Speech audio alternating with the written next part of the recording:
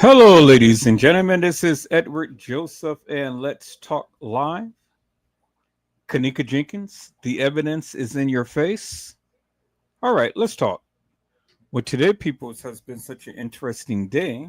I am here, I am back live, and I am going to talk about some things, peoples. Peoples, Kenneka Jenkins, the evidence is in your face. You guys come on in. You guys come on in. You guys come on in, for there's so much to talk about, peoples. You guys come on in. Peoples, I am here, I am back, and I am going to do a recap upon Kenneka Jenkins. The evidence is in your face. Let me go ahead and share my screen, peoples. Let me share my screen, peoples.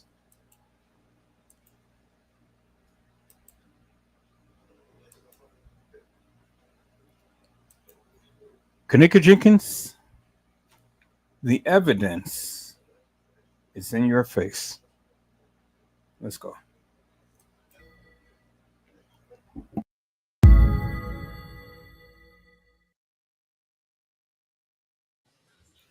Hello, ladies and gentlemen. This is Edward Joseph, and let's talk live.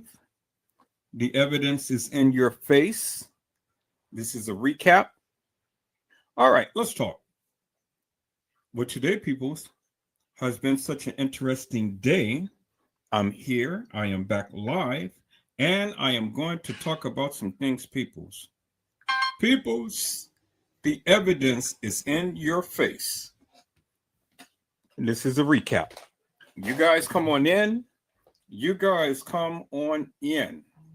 You guys come on in, for there's so much to talk about, peoples. You guys come on in. Peoples, I'm going back and I'm doing a recap. I'm going back in history. I'm going back in time. I'm going back because there are some things that I needed to cover. And the people have been literally asking me to go back in time and to bring back some of the content that I have spoken some years ago. And so that's exactly what I'm doing, peoples. That is exactly what I am doing, peoples. I am going back in time. Now, there's going to be some videos that I'm going to show. So let me go ahead and let me call this particular live up. This is some good juicy juicies, peoples. This is some good juicy juicies, and I am so happy that the people are reaching out to me for me to go back into history and to bring up some lives that I had talked about back in the day. Now, if you had watched the live on last night, oh my goodness, peoples, you would have literally had a treat if you watched the live on last night. And so, peoples, I'm going to go back, and I'm going back, peoples. I'm going back. I'm going back in history. I'm going back in time, and I'm calling up all of this good, juicy, juicy. I'm going back in time.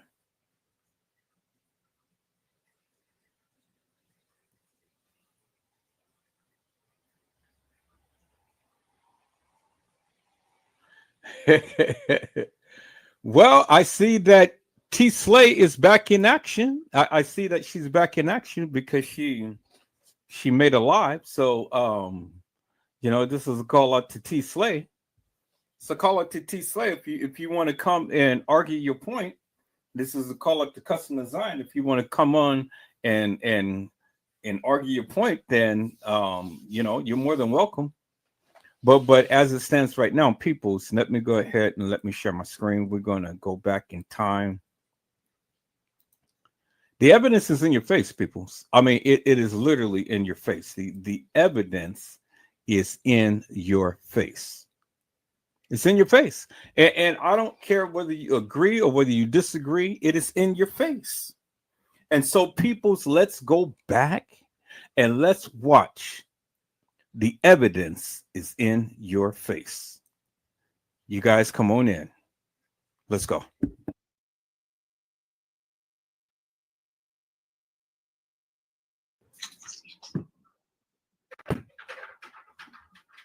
Hello, ladies and gentlemen. This is Edward Joseph, and let's talk live. The evidence is in your face. All right, let's talk. Well, today, peoples, has been such an interesting day. I am here, I am at home, and I am online. Peoples, we have literally been examining this case for such a long time. And thus, many of us have so many different narratives that we have been speaking. Some of us have had the contents right, and many of us had the contents wrong. Thus, many people have been spreading all of these different narratives, and rightfully so. But the one thing many people, hello, Cassandra, how are you, ma'am? It is a blessing to see you. I am glad that you're in. It is wonderful to see you all. A lot of people have been sharing a narrative, and rightfully so. But the one thing that many people haven't been doing was doing the research. A lot of people tend to speak a lot of nefarious things because a lot of people tend to be on here to want to make money off the death of Kenneka Jenkins. And peoples, that is not good. It is not good to make mockery of a young lady who had died, a young lady who have been assaulted, raped, murdered, sodomized, and so many people tend to overlook the sodomy. Many people tend to overlook the rape. Hello, Kelly. How are you doing, ma'am? It is nice to see you. And I see that you're able to chime in, so that's good. I see your commentary, and it's wonderful, and it's really good to have you all in here. People, we have talked about this case on yesterday, and we got out a certain narrative. I have literally have been talking about this case to many of you, and I told many of you that of what I had thought about this case for the longest time. Now, people, I want to. Oh, okay. So maybe we need to go ahead and disconnect this, and then you can be able to hear me on the other thing. You want me to go and disconnect? Okay, I'll go and disconnect, and we can connect later. Hello, Island Girl. How are you, ma'am? It is good to see you. People, we have literally talked about this case on last night, rightfully so.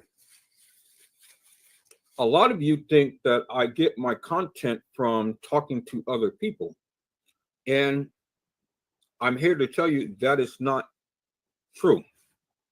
Some things I get, but a lot of the content that I get, a lot of things I know, a lot of things I share, I get it from God, and God only. The Lord was the one who gave me eagle eyes. Hello, Vicky. How are you, ma'am? It is nice to see you. People, this is open mic tonight. Well, let's just do that. Let's do open mic again tonight, so all of you can come in and you can care to share if you want to. If any of you want to come on a live, I'm going to put the invite in the live, and so you guys can come on in and share in the content and things.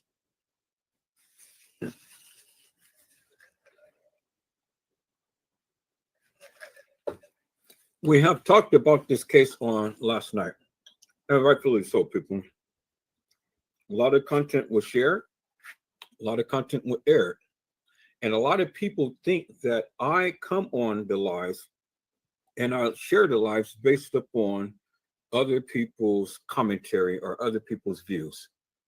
People, that is far from the truth. Most of my content comes from God.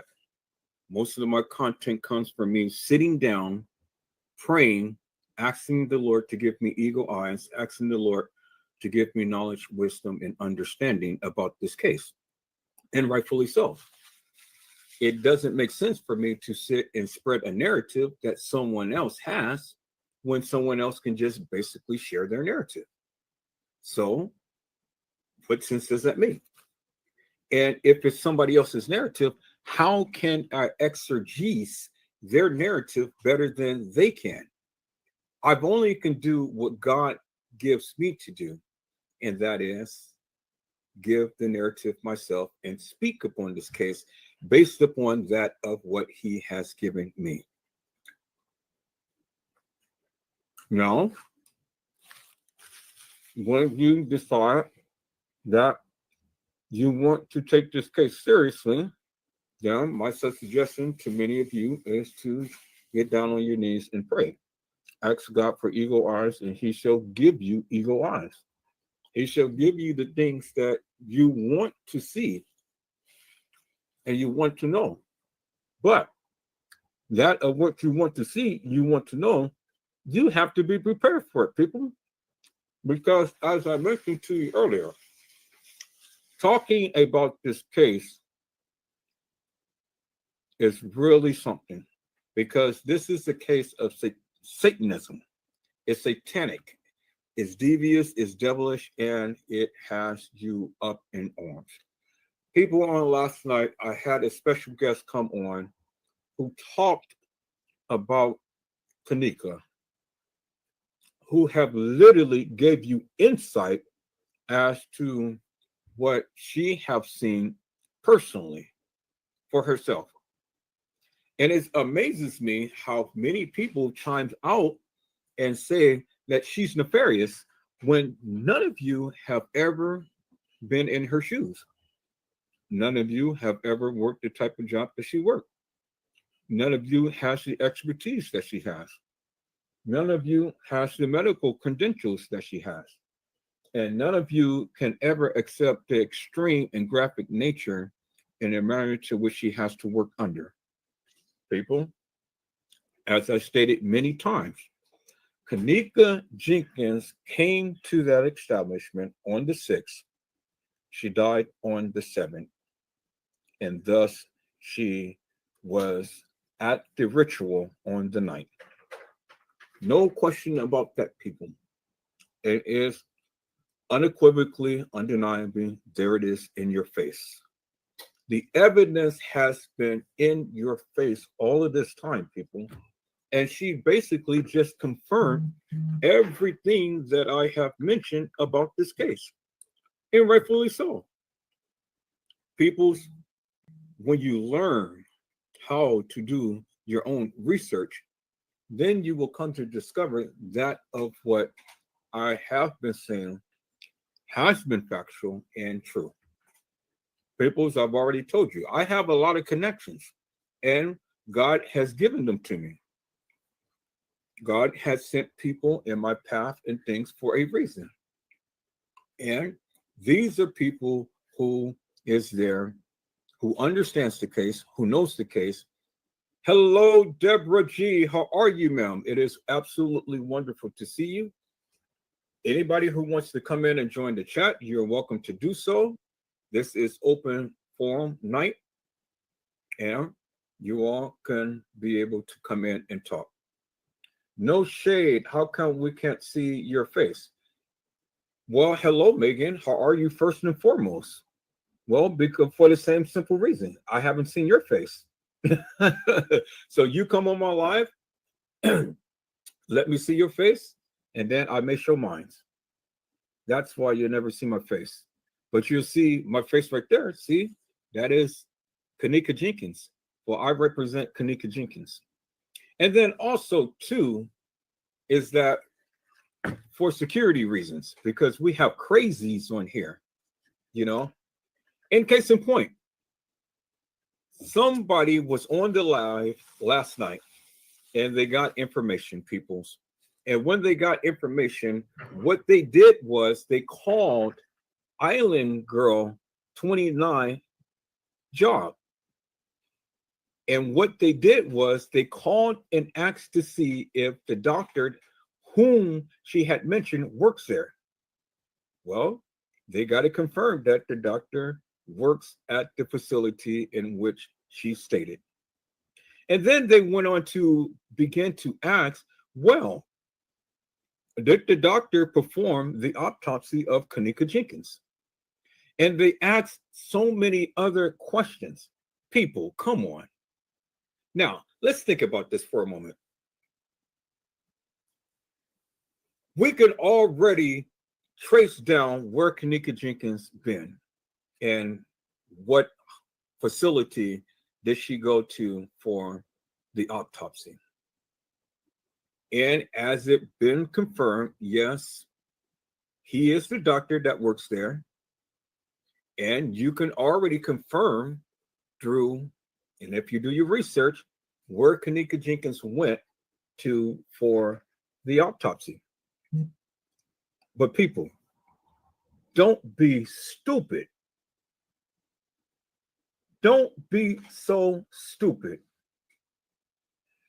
You actually think by you calling the medical examiner's office, trying to get the doctor to come on the phone and talk to you about Kenneka and whether or not that he performed an autopsy or not on Kenneka, that is the most stupidest thing I have ever heard. And then what's really stupid is that they had asked, well, who are you? And how did you get this information?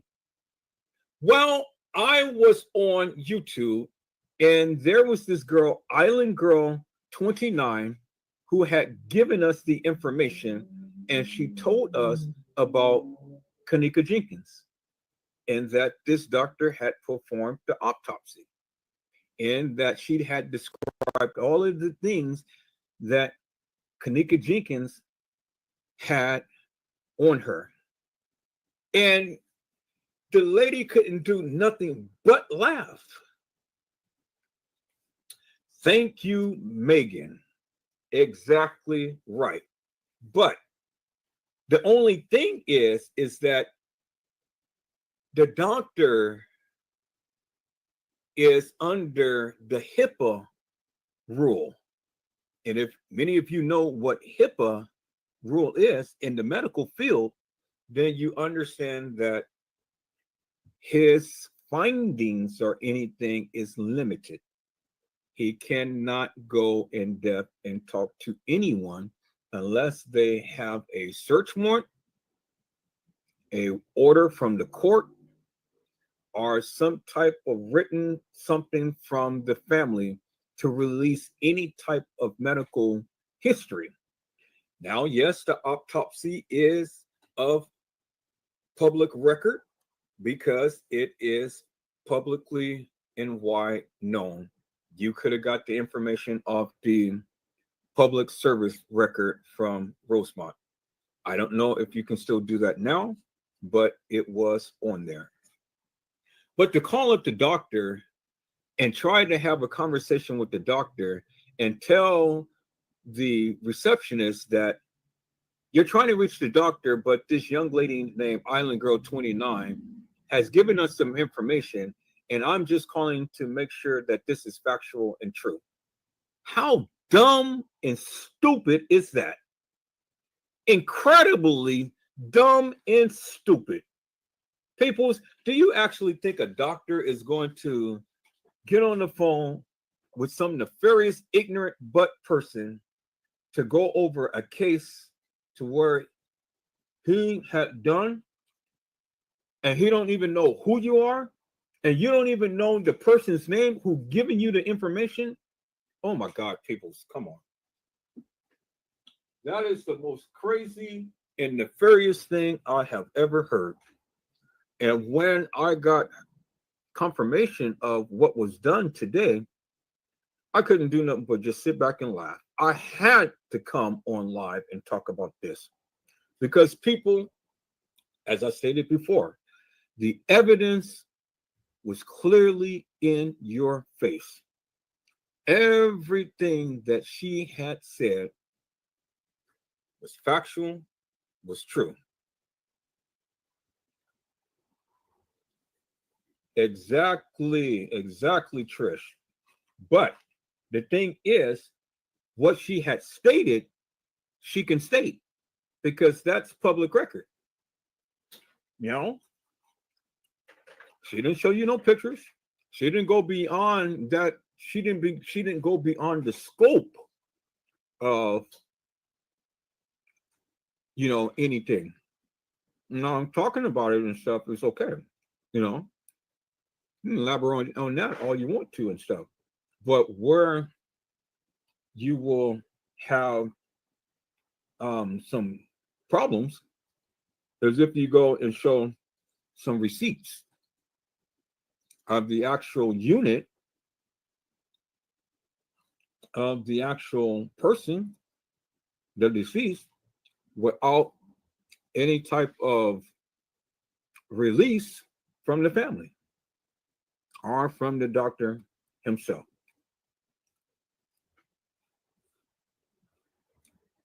Trish said that it will put her job in jeopardy. And then Island Girl says, thank you, Trish. For we know that is true. But Megan has a very good point. Megan says the medical examiners usually will not elaborate on what is provided for the public record. Autopsy, death certificates. Well, it just all depends on who the doctor is. Because there's many doctors that I know that have given information to the public as to what has happened to the deceased or the person who had passed away. So it's all to the discretion of the medical examiner. Because if there is a wide range public interest, then most of the times they will just share it. Now, intricate details and things, maybe not, but generality of what the decomposed body looked like and things, that's general terms. So with general terms and generality without getting into specifics is usually okay. And from my experience, that has always been the case. And Island Girl had clearly told you exactly what she saw on the body of Kenneka Jenkins. She have already told you to the realms of what she's able to talk about. She's already told you that the body was very decomposed. She told you that the body was cut up. She told you that the body looks like she was beaten with whips and things. She told you that the inner lining of her legs was really kind of looking some type of way. But it wasn't something that's normally a normal look, so to speak. I mean, she's been doing this stuff forever and a day, people.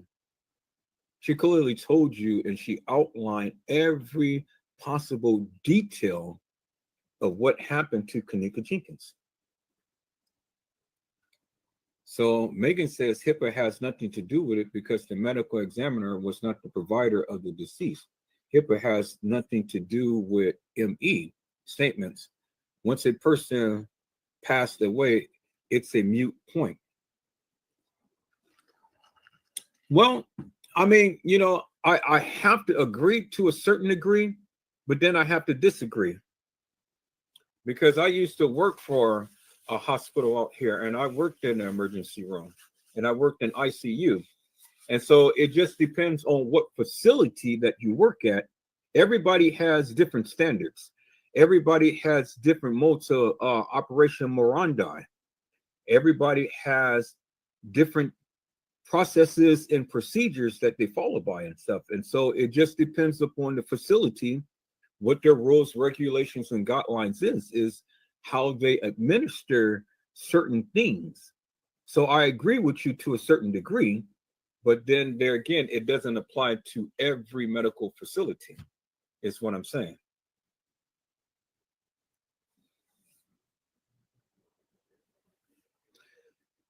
Megan said once a person passes away, the investigation documents become public. Well, there again, I must agree to disagree to a certain degree because that's not always the case.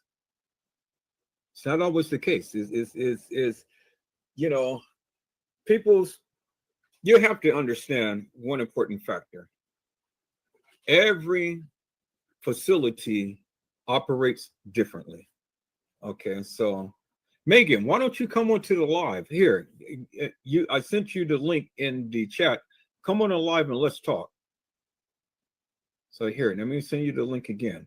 You and Islander girl, y'all come on the live. Let's talk. I don't want to sit here and have to read things and narrate. So y'all come on the live. You can do as I do and stuff because you guys got some good information.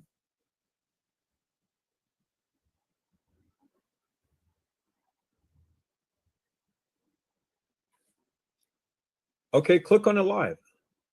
And when I say I'm not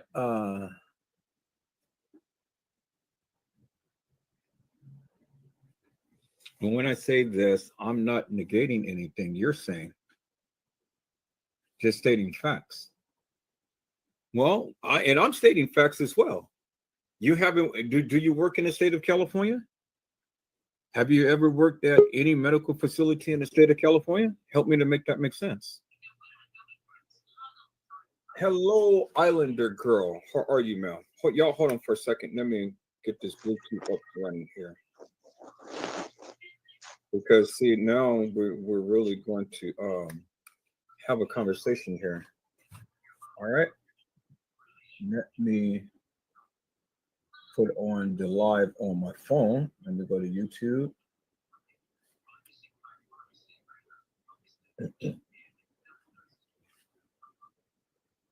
Okay, there it is. Good. All right, yeah, come on and join the live. I just sent you the link. Come on and join the live so we can talk.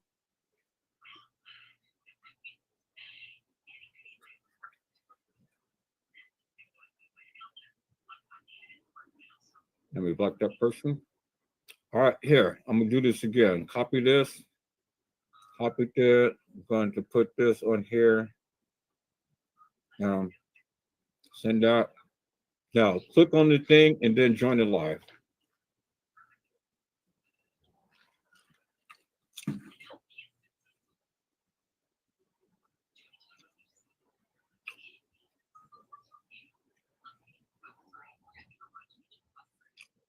All right, Megan, what's taking you so long, ma'am? Man, Island Girl is here. Okay, there she is. Well, hello. Oh, you gotta turn off your pause. Your thing is paused. Your video is paused, Megan. Okay, give me a second. Can you hear me? Your video is paused. Okay, give me a second. You see that? Okay, there we go. Okay, I can hear you now. Okay, can you see me? No, I hear you. Oh, okay. I can see you. Okay, hello. Island Girl? Yes, I'm here. Hi, Island Girl. Hi, Island Girl. Are you there? Hi. I'm here. Okay, great. So we've got the panel here. Oh, I just changed my Hello, AirPods, Keisha. you guys. How are Hold you, on, give me ma'am? one Glad second. to see you here. I wasn't prepared to go live. Hold on one second. I gotta get another pair of headphones.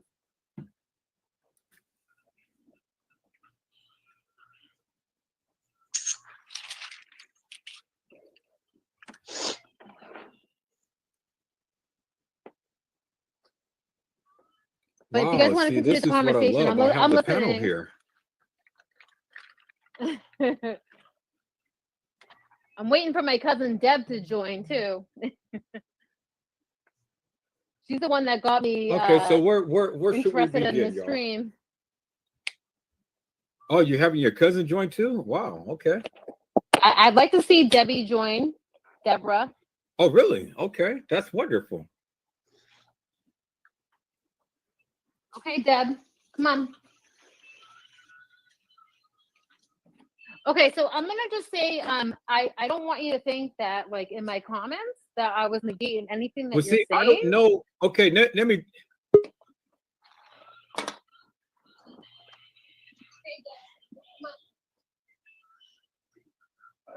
Hello. Well, see, all right. So what happens is I don't know why I'm getting this delay every time I speak, but can you hear me? I can hear you. Yep, hear you just fine.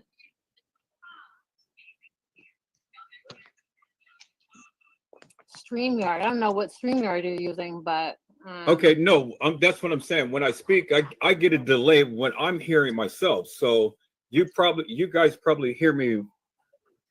You guys probably hear me yeah, I first can off, hear but you I get a fine. delay when I hear Yeah. myself. So Uh, hello, Keisha. How are I you don't know. now? I would probably.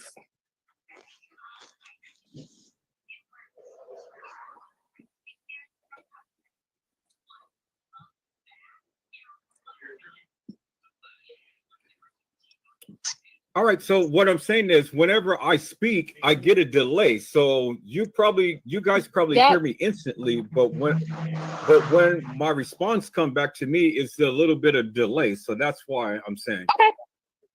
No worries. Okay. So this is what we're going to start off here. So now, Meg, let me know what. Well, who just got off? Why did Meg get off?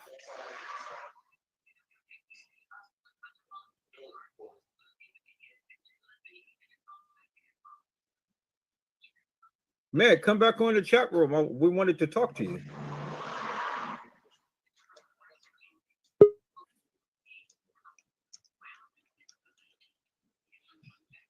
All right, there you Okay. go. Sorry All about right, that. so Meg, I got a Yeah. question for you. Yep. So did you see the Sure. live one last night?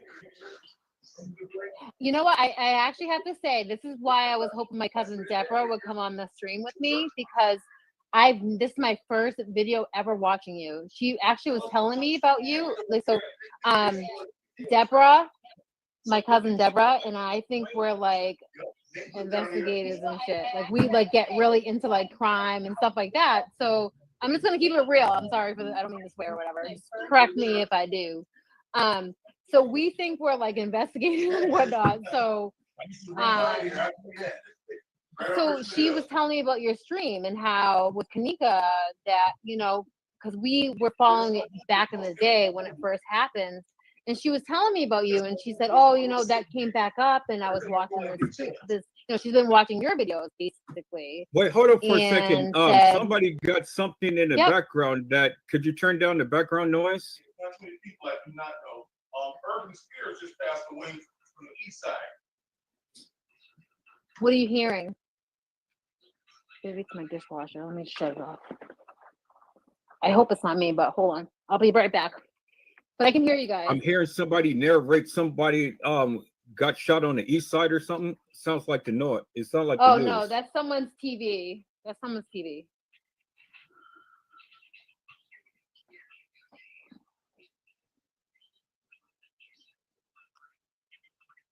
Okay, so now you were saying? Okay, so my cousin Deborah told me, was kind of giving me an update to the Kenneka case and said you should watch it, whatever. And when you came I on just live, muted it. we both hung up. Now you know Sorry. the connection with Honey. I know the people. No problem. So my cousin Deborah told me, oh, that you were going live and to watch it. So that's, I only joined because you had mentioned in the stream, come on. Because, you know, I'm familiar with like pronouncements. I'm a registered nurse here in Massachusetts. I'm not a nurse in California, but I'm familiar with pronouncements. I'm familiar with HIPAA regulations, which I know is federal, and certain regulations. And I know it's not like when it's something that's federal, it's not state by state. It's you get to follow the federal guidelines. So that's what I was commenting on.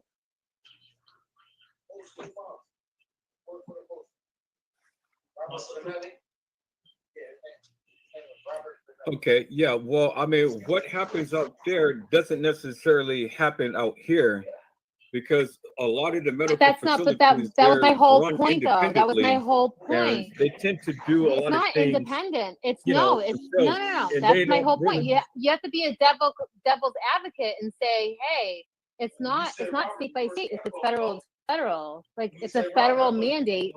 It goes for all the states. It's not. You can't pick and choose. That's what I'm saying. So like if the medical examiner's office said, oh, no comment, or they weren't gonna. Of course, they're not gonna just take any random person's statements, you know, or questions or phone calls like, hey, I want elaborate details. That has really nothing to do with HIPAA. A lot of people use that interchangeably, like, oh, it's HIPAA, it's none of your business.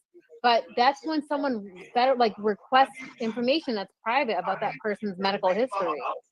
When someone passes away in that investigation, that is public knowledge, and that's in every state. That's public knowledge. So if they're not saying anything, it's because that there's an investigation that 50 police are not trying to. They're not trying to tell you. There's things in cases that they'll have serial killers or major investigations, and they don't say anything because they wait for someone. They wait, and so say there's tons of people saying, oh, I did it, I killed them 10 people, right? Because people want notoriety, right? They want to be known for the person that killed those people. They won't give up any information specifically about the case because they want to keep something secret from the public so that they can know when the real person comes forward, like no one else knew, but because it wasn't publicly released. So that's the only reason a medical examiner wouldn't. I mean, anybody, you can go on any medical examiners, like you can call and get an autopsy on anybody once the investigation is closed. Anybody. And that's federal. HIPAA is federal. Okay, hold on for a You second. are entitled. Whoever They're a got the public servant. A television in medical the examiner background, can you please turn down the television because it is very distracting.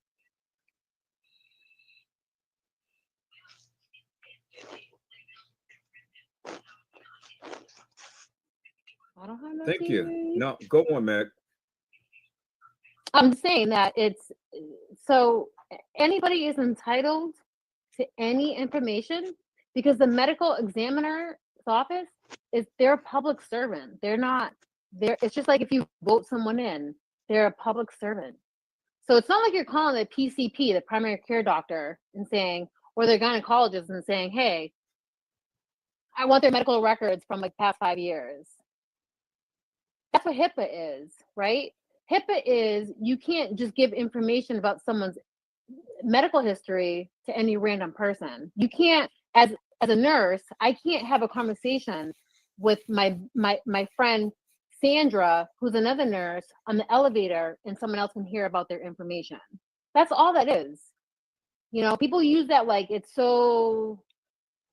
It makes or break everything. Like you see people that were like, I'm not gonna wear a mask because HIPAA. I got medical issues, HIPAA. Like it has nothing. It has to do with putting guidelines on staff members, medical personnel, so that I can't call and say, oh, I want my enemies or whoever I have a problem with, I want all their information. Like I'm trying to be nosy. You can't call up someone's doctor and say that.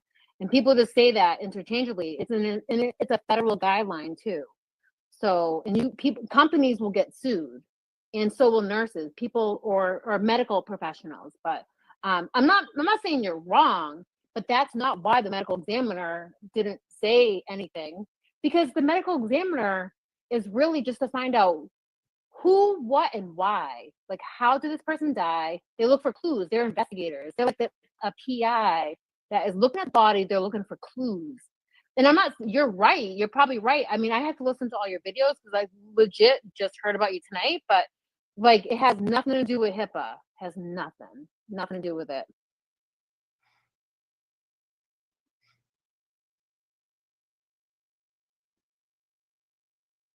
Okay, I appreciate your commentary. I'm gonna take for what you say. As it is and things and stuff, we can come back to that. So now what I want you to do is I want you to listen to Island Girl because she works for the medical examiner's office, right? And she was describing what had happened to Kenneka Jenkins. Kenneka Jenkins had came to their establishment the night of the week of the first weekend in September, and she was giving us a rendition as to what she had saw on the Pole's body. So I want you to listen to her narrative, and I want you to just come Sure. and just kind of like give a little rendition of what you may have think or what you can add to what her narrative may be, because a lot of people were still not on the understanding as to what she was saying. So since you are a registered nurse, maybe you can give some insight as to medically what it is that she was trying to convey. And then after that, Keisha, I want you to chime in.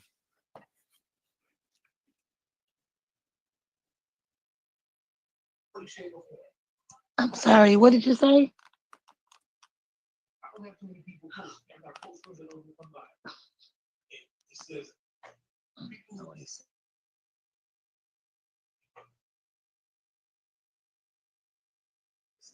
Okay, so you wasn't paying attention, Keisha? No, I was paying attention. I was just trying to be low. What? I'm sorry, I didn't hear what you said. I'm sorry.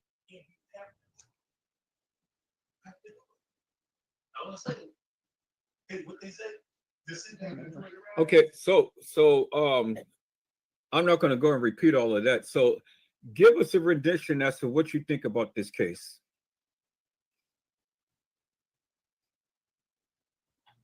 What do I think about this case? I think that this girl was wrongfully done. I think she was beaten, she was raped, and she was drugged. And I think that justice needs to be served.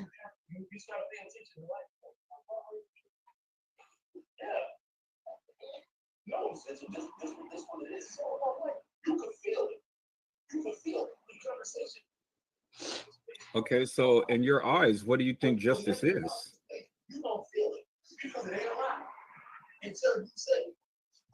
I believe that justice is coming together as one and putting the information out there and just seeking the truth about what happened to this young woman.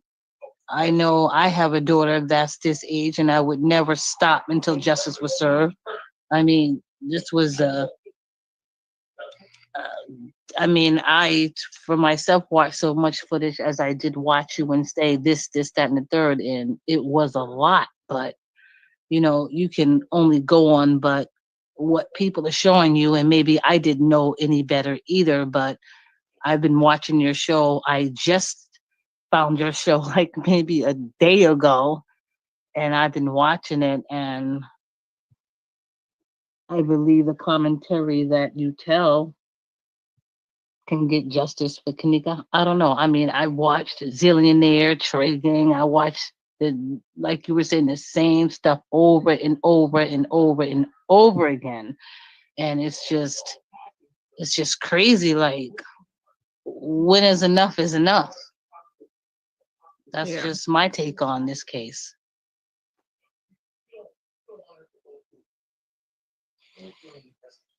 If that makes any sense to you.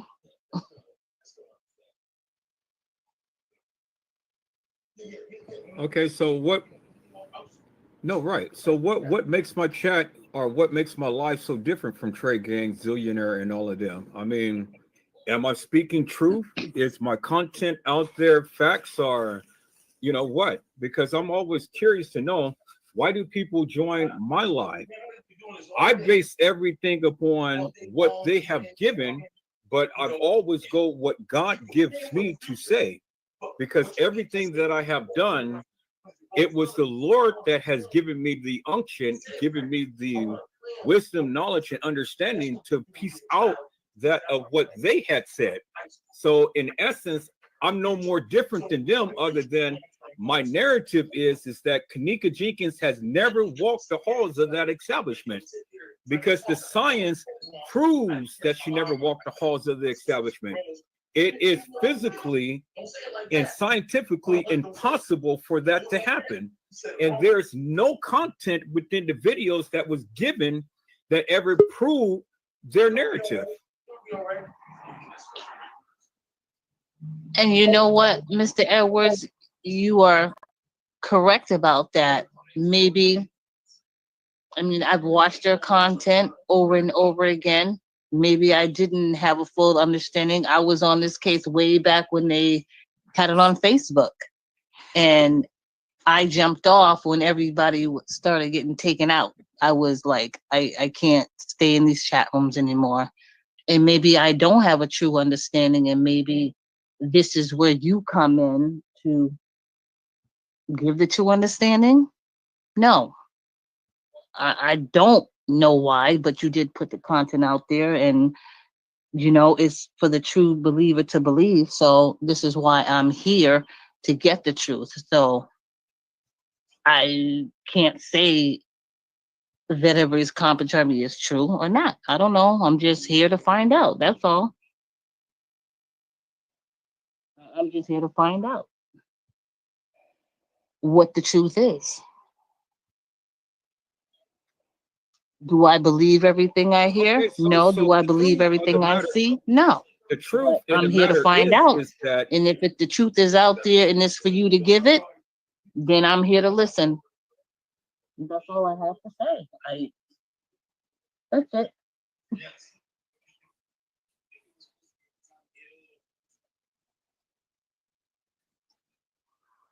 Hello. okay. So, hello, Mr. Blair. How are you, my friend? Hi, Nate. Okay, I so I guess now, I figured it out. Keisha, Yes. I only can go by what God has given me to say and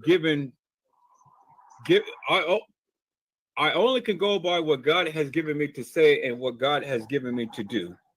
Now, I've only read the video content based upon that of what is given. It is my narrative, but it was from God for me to extract out for what they have shared. I don't never believe that Kenneka Jenkins ever walked the halls of that establishment because the video content never shows that. You have to ask yourself the question, if the people have ever really thought about this case and asked themselves the question, then you got to ask, why did they have 5 different girls to play Kenneka to try to put her in to where she's never been? If you looked at the content and you examined the content to the degree that I have, you would discover that there was a bald-headed guy that was in a black hoodie who we deemed to find out was Charles Nesbitt.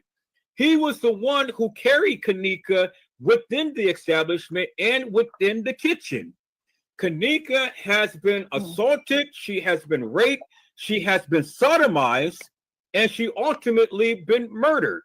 So help me to make that make sense. Why do everybody say that Kenneka Jenkins just only been raped and murdered when she has been sodomized, when she has been strangled, when she has been carried, because that is what the evidence show. So why can't we all come together and say Kenneka Jenkins never walked the halls of that establishment? The reason why I say that is because with the evidence, you never seen Kenneka Jenkins out of 35 or 45 hours of video footage. If you have seen Kenneka in any of that footage, then again, my question would be, why did they have 5 different girls and a trainee play Kenneka Jenkins? Help me to make that make sense. And I'm gonna So it's let that clear make that sense there's to you right shade now. going on. Is that I don't think Mhm. I've ever watched those videos in depth like that. So maybe I'm a little lost too. Maybe I just believe what I wanted to Yeah. believe, but no, I have not watched that footage like that at all. I really Yeah. haven't. I'm sorry to say that. So I really haven't.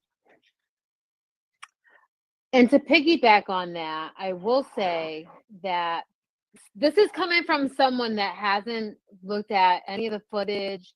I remember when the case first became like mainstream news, or what so-called mainstream news. initially.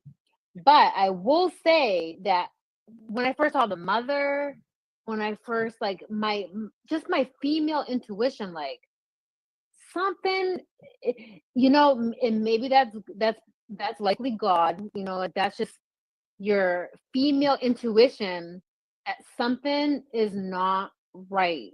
It didn't make sense to me. And then I would see the mother speak. I just remember hearing about the case, hearing the mother speak, and then I was like, okay, she played a good act, and I was like, kind of like, I don't really like. I just didn't like really. I just couldn't like be down for her, but like, I just didn't like. I just didn't feel her. Like I couldn't. It didn't feel genuine to me, basically. But I said, okay, maybe I'm just being paranoid or whatever. Like, okay, I let it go, and then a couple weeks later, and this is me telling my cousin. A couple weeks later, I saw like a press conference or something where she did something the complete opposite of what she had said she was gonna do, and I was like, "Ugh, if that doesn't show her true colors, like what does?" And then I got disgusted seeing like all the shadiness with the whole everything with the whole investigation. Everybody had a different story. It just didn't add up. It just basically did not add up. And my heart hurts for her. And I look at her, and I was remember watching the videos, okay, if it is her, but walking the hallways, saying like, dang, like I'm of a certain age now, but I remember days where like when you're younger, you're stupid, you're naive. Like you go out with friends and you think that your friends are gonna have your back, and you're walking around and you're intoxicated. You like that's when you are supposed to count on your friends to have your back and to be there. But like when I was like, oh, they just left her. Like I could the whole thing just didn't make sense. Like supposed to be her people, whatever. And to the all the videos, I apologize because I haven't seen all the previous videos breaking down the whole case. But all I know is that from the beginning, from the jump, I knew something wasn't right. It was my female intuition. And Kenneka, I just want to take her in my arms and like protect her because she didn't have no one that was doing that for her. And it's a shame. It's heartbreaking. It really is.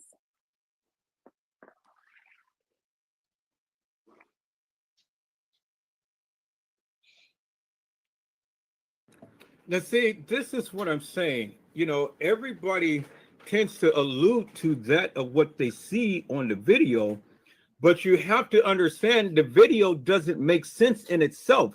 When you put this case together and you put everything together and look at everything as a whole, you got to make it make sense. And it doesn't make sense. Yeah. When you say that Kenneka Jenkins walked the halls of that establishment, you're saying that she is stupid. That's not what I said though, but that's not what I said. An establishment where she is not comfortable within the first 5 minutes, sit down and enjoy herself with a bunch of people who she don't even rap with, get drunk and get up and walk the halls of the establishment. And then in nefarious crap that her friends were saying. No, hold on. That doesn't make sense at all either. Because they were the ones who's supposed to be the protector.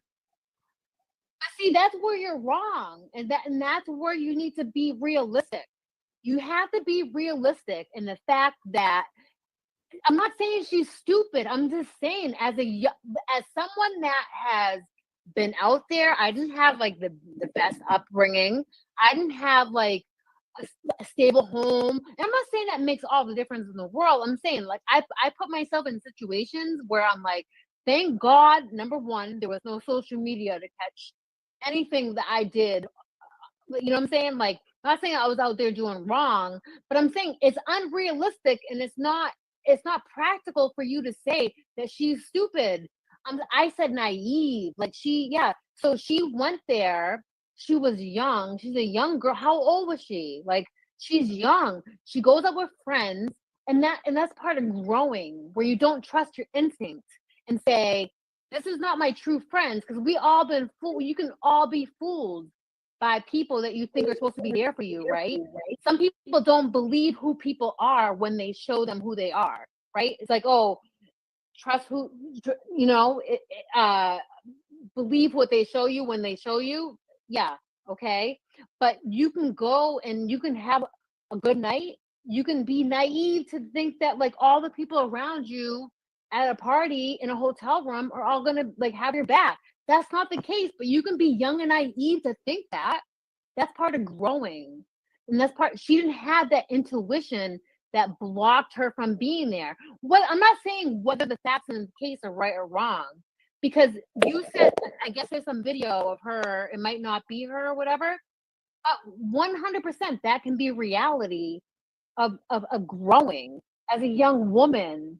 We all learn from mistakes, right? Right? At the end of the day, it's not unrealistic that she would have went to a party with her so-called friends, went there and was set up, or even it doesn't even have to go that far into it. And I'm not, listen, this is me not watching any of the previous videos that you've had, and I actually look forward to watching them.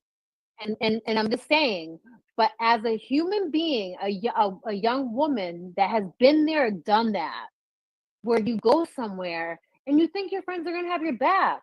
It's not unrealistic. And no one's saying she's stupid. We just all made those stupid mistakes in the past before. It's called growing. It's called being naive. It's not being stupid. It's being young and inexperienced. And it's not uncommon for that to happen. And she doesn't have to be a bad person for that. Look at all the women, like people that are killed or they go through, like, come on, that's called life. And that's like putting yourself in situations where you don't know what you're getting yourself into. And that's when people experience, they get murdered, or they young girls, like they're naive. People aren't going to do things to you if they feel like so you can take me and now, and you can take me 20 years ago, and there's no way I would even allow myself to even be close to any type of situations that young girls are put into back then. And we look at that in hindsight, step back and like, say, oh, damn, why would you do that? Like, she's stupid. She's dumb. Why would you let that happen? Like, we all been there, done that, or some. I mean, anybody that's been through it, and that's all I can say to young women, and women will know what I mean when you've been through it. Okay, that's it. There's no explanation, and I'm not saying from a guy standpoint, but from a female standpoint, when you've been through it, you've been through it, honey. Okay. It has nothing to do with her being stupid. You can't say it. So that comment, whatever, that she would never go to a hood party. How do you know that? Do you know her? I only saw the first line. I'm just saying.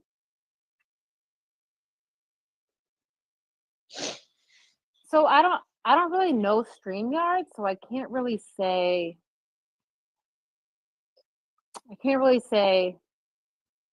Nothing to do that she would never go to a hood party and see people that makes her uncomfortable and start drinking.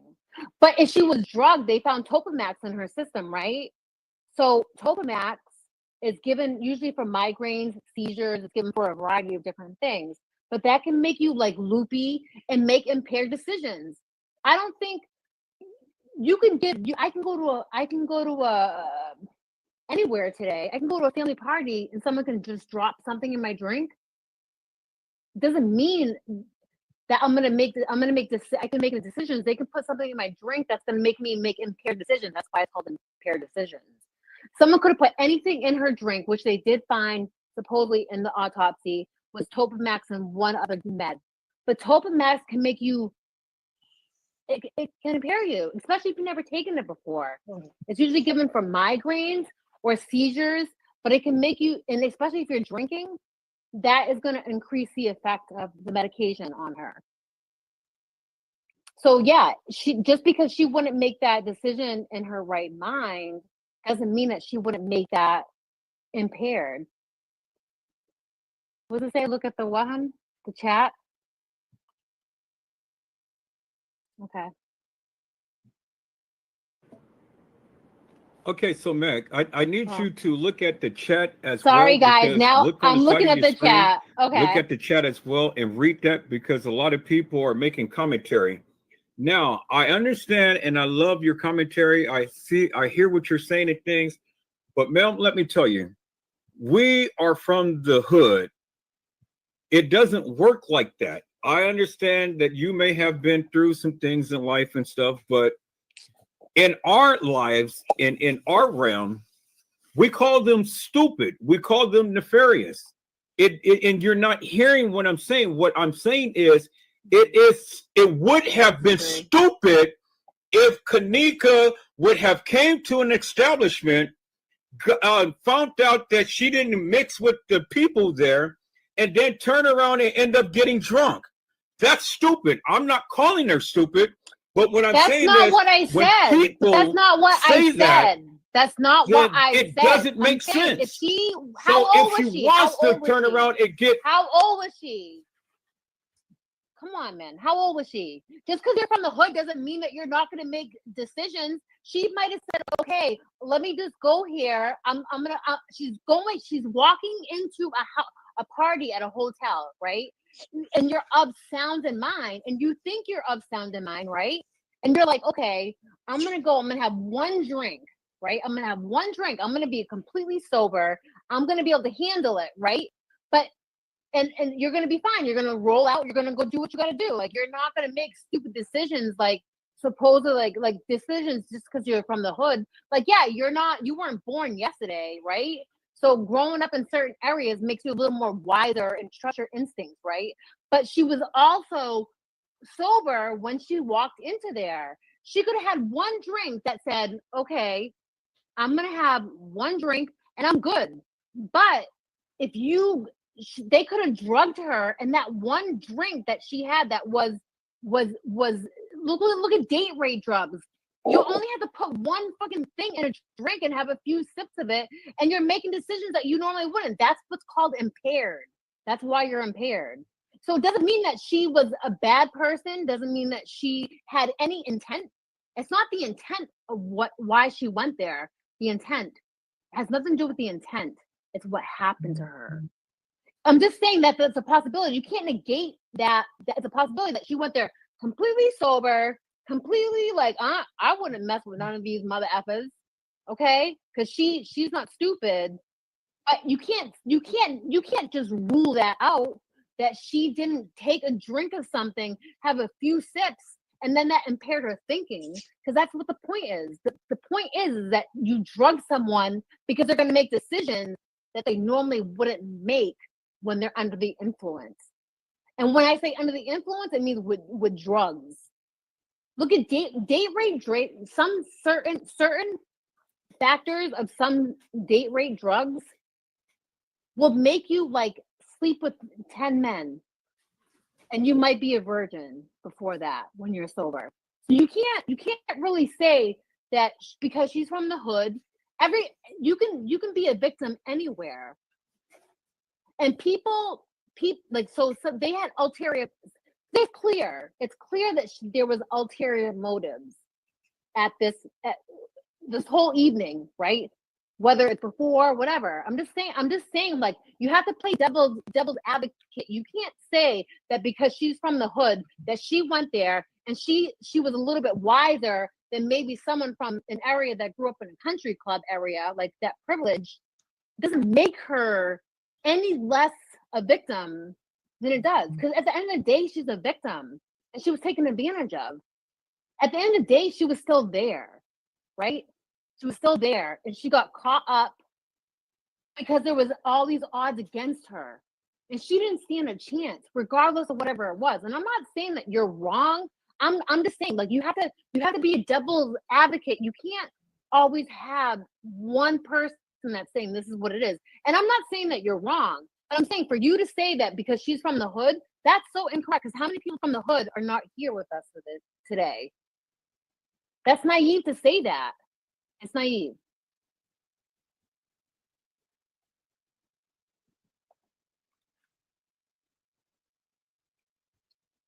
All right, Meg. So now I've sat here and I've listened to you attentively. Now listen to me carefully. I can say I'm listening. whatever I want to say because of the simple fact I am not calling Kenneka Jenkins stupid. What I'm saying is that of what has what I'm saying is that it would have been stupid had she went to an establishment that she wasn't mixing up with the people. That would have been a stupid move. But understand, Kenneka Jenkins never came to the establishment. She never did. So for anybody to come to an establishment, want to leave within the first 5 minutes, then turn around and sit and get drunk with a bunch of people who she didn't mix with, yes, that is stupid. And it doesn't matter what you Who say. said she got? But who said she got drunk? What I say. Who said she got drunk? It would But have who been said a she got? stupid But hold on. move Who had said she she did got that. drunk? But She could have wait a been minute. drugged. Hear That's me. my whole point. That's my whole point. She could have been drunk. She could have been drugged, and then it gave her impaired thinking. Meg. That's what. But all I'm saying is, what I said to you was just because she's from the hood doesn't make her any indifferent than to any other victim. And this is coming from someone that is a victim of sexual abuse. It doesn't matter there's no fucking discrimination against where you're from. That she had no one that had her back. Regardless, at the end of the day, she could have went there for 3 minutes, and then said she could have been drugged, and that was it. But that's all I'm saying. I'm just trying to have a dialogue with you. I'm hearing you out, but you can't tell me. You did say she wasn't stupid. She's from the hood, and that's when I interjected. You can't say that. That doesn't make logical sense.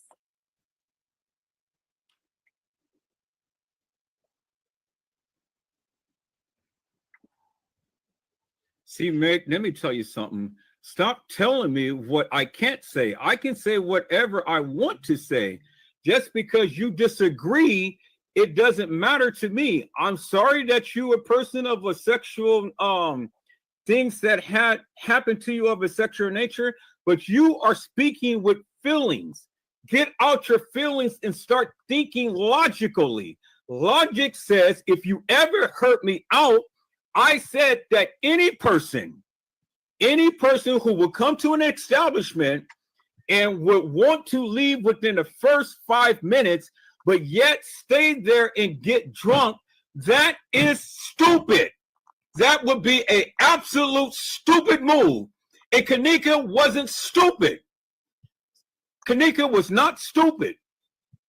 So that's what I'm saying. I'm not calling Kenneka stupid, but what I'm saying is for any person to go to any establishment, be there with a bunch of people who she don't mesh with, turn around and get drunk, that is absolute a stupid move. And that's all that I'm saying.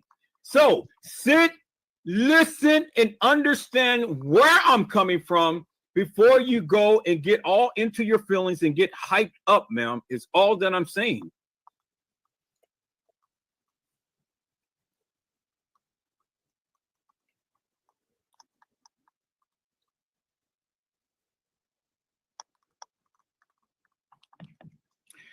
Island Girl, what do you have to say? Well, no one is saying that she's. No one is saying she's stupid, or it's just a sad situation that has happened to her. Island Girl, you got to turn off your background on your Island Girl, you got to turn off the background on your computer or something.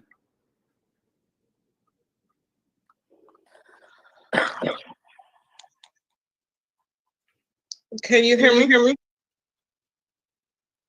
Echoing. I don't know what's going on.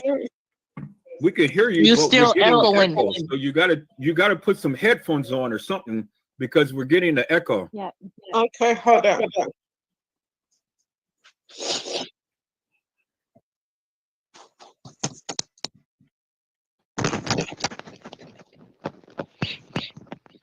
Okay, so while Island Girl is getting her headphones, Keisha, what do you have to say to this? You know what? I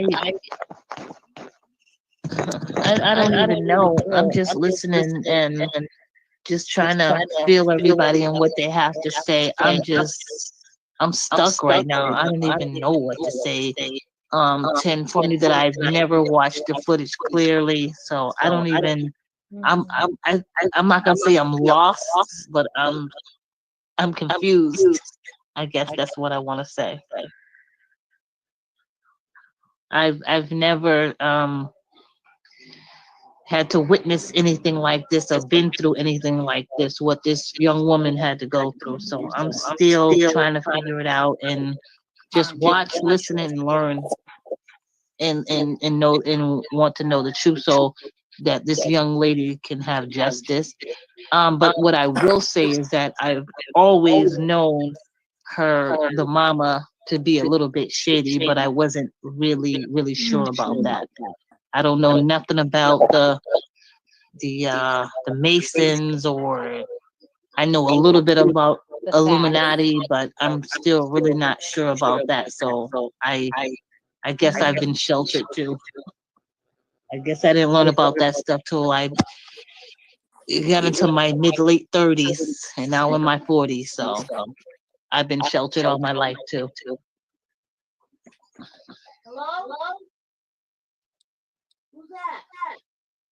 I'm with you 100% too, because they don't, they don't teach you that stuff in school. They don't advertise that stuff. Illuminati and stuff like that. So it's unfortunate. Our history classes are not realistic for sure. You guys are echoing. I just learned about this stuff a couple of years ago. So I'm just here to learn, watch, listen, and see what everybody has I'm to with say, you. because I don't want to say too much. I'm really not a talker because I don't want to say the wrong thing. But, everyone's entitled to their own opinion. So Yeah. I'll just listen. And if I hear somebody say something, then I'll piggyback off that. And I hope it. Okay, so won't be- wait, y'all. We're getting an echo with everybody. Do you guys have some headphones or something that you guys can speak on, or turn down your computer volume or something? Because every time you guys speak, I'm getting an echo. So you guys were Are you doing getting good one at from first me? when you first was talking, but now I'm getting an echo. Okay. Yeah. Everybody. So if you go into the StreamYard settings on audio, there's echo cancellation, and you can go to automatically adjust mic volume. Because I've never used StreamYard before neither. So if you go to I'm on my phone. So if you go to settings, you can see camera and then you can see audio. But if you go to the audio, it's picking up that I'm on my AirPods, but it also has echo. Like I have it clicked on like a check mark, echo cancellation, and then echo automatically adjust mic volume, so it doesn't echo. So I don't know. Was I echoing when I was talking?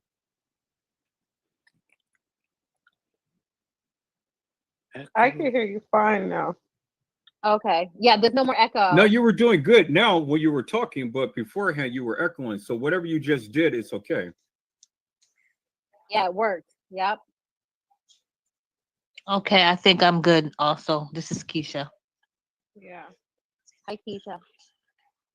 Hello. Hi. I can't see Hi. you guys' faces though. I don't Okay, know so, how to adjust my settings. So, on here, Island but- Girl, what do you have to Hi, say, ma'am? ladies. He's mad at me. Well, this one thing I can say, this case has brought people. It has brought people to extreme. I mean, this case has made people crazy. I mean, it's crazy that how people will go through such extreme just to get information, and it's it don't make sense. It just don't make sense. Mhm. It's never made sense from the beginning. None of it did. It never added But I up, mean, right? like when a person goes to the extreme where they're calling your job, that's crazy. Hmm.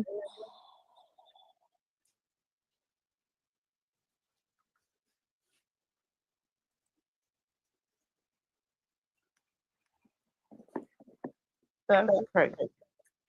Who was calling whose job? Can I ask? I'm kind of a newbie here, so Well, that was d- some information that I was given, and sharing. You're echoing again.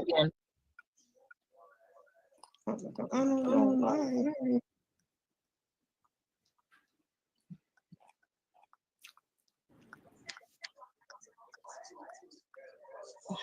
Can you hear me? yeah, I don't hear an echo now. I'm gonna Okay. try something. Let me see if let me see if I remove the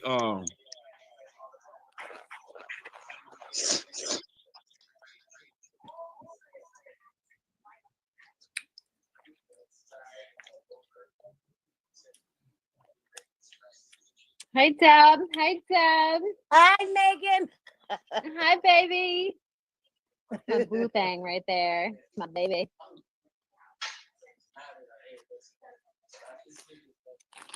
okay, now is that better?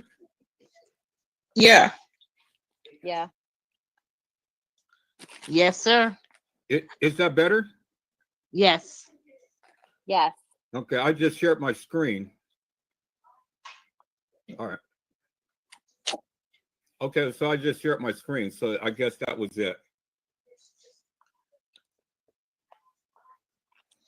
All right, so Now- peoples, this is Deborah on the line. So Deborah, what is it that you have to say about this case, ma'am?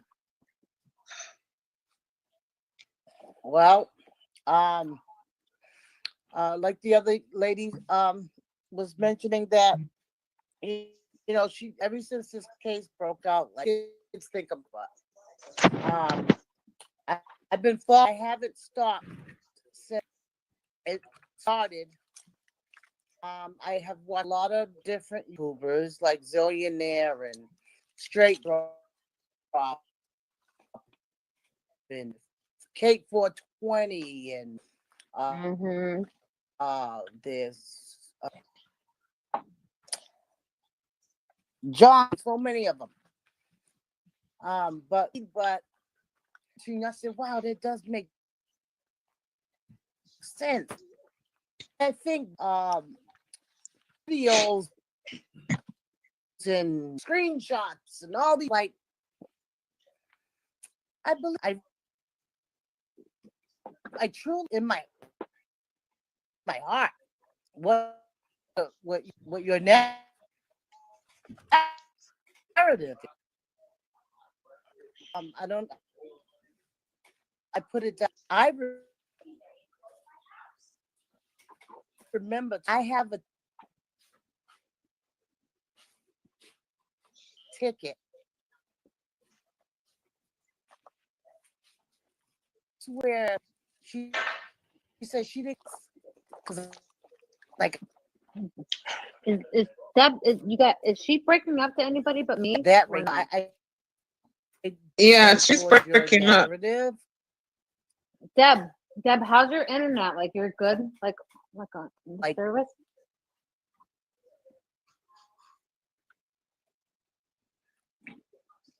Yeah, she's going in and out. Yeah, Deb, you're going Well, in and I- out. Do you have like right now. your phone is connected to your Wi-Fi, not your He's data?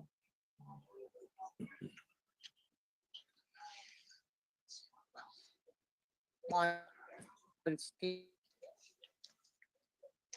You guys give me a second. I'm gonna come right back. I'm gonna help Deb out. We'll both join right back in, okay? Okay.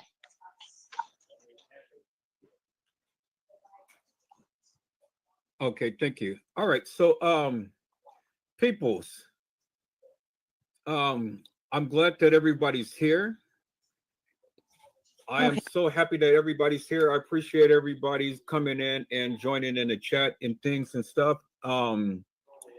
If you would do me a favor, because there's just a little bit of delay when people are speaking.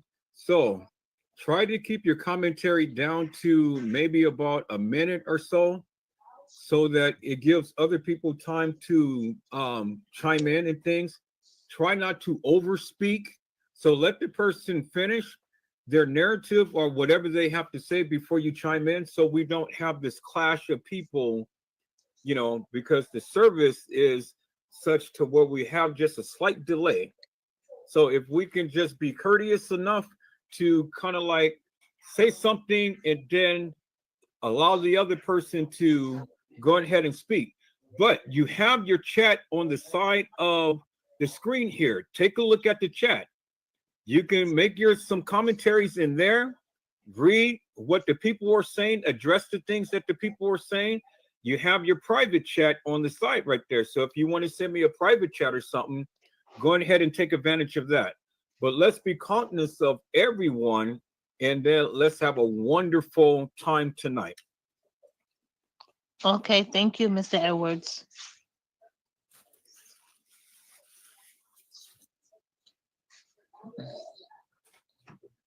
While I'm having my cocktail. Oh boy. You're welcome. Okay, so this is what I want to do, people. I want to ask each and every one of the panel members a question. And if you guys can answer the question, and then the chat room, I want you guys to chime in as well. Now, I have been doing this Kenneka Jenkins chat room for quite some time now, but I've only just been on YouTube for just a little over a month or so. And since I've been on YouTube, I've adopted a certain narrative, because after spending over 4 years of looking at this video content and pictures and things, and then after settling down and praying about it, God gave me eagle eyes to start seeing some things out of this content. Now, case in point, I didn't have the original video footage, so I've only used that of what the people have given. So my question to each and every one of you is, and I want you to answer the question: do you think that Kenneka Jenkins ever walked the halls of that establishment? And if you do, or if you don't, give us your reasoning why. And so we're going to start with Island Girl, and then we're going to work our way down the panel. Let's go. No, I don't think that was her. And the reason why, because the one girl that was walking in the hallway, she was too heavy. And Kenneka was a small girl. She was real heavy. And the one that was in the room, I think that was her in the hallway. So I don't think that was her walking in the hallway.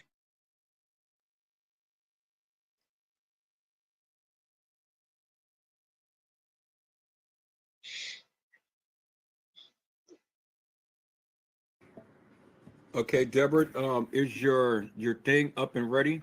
Or whatever happened to what happened to the other young lady?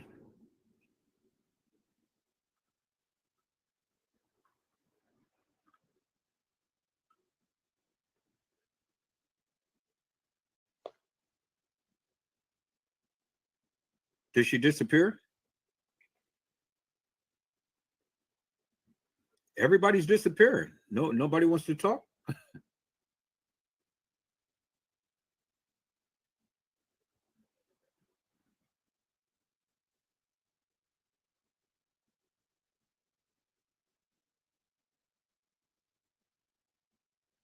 Deborah, are you there?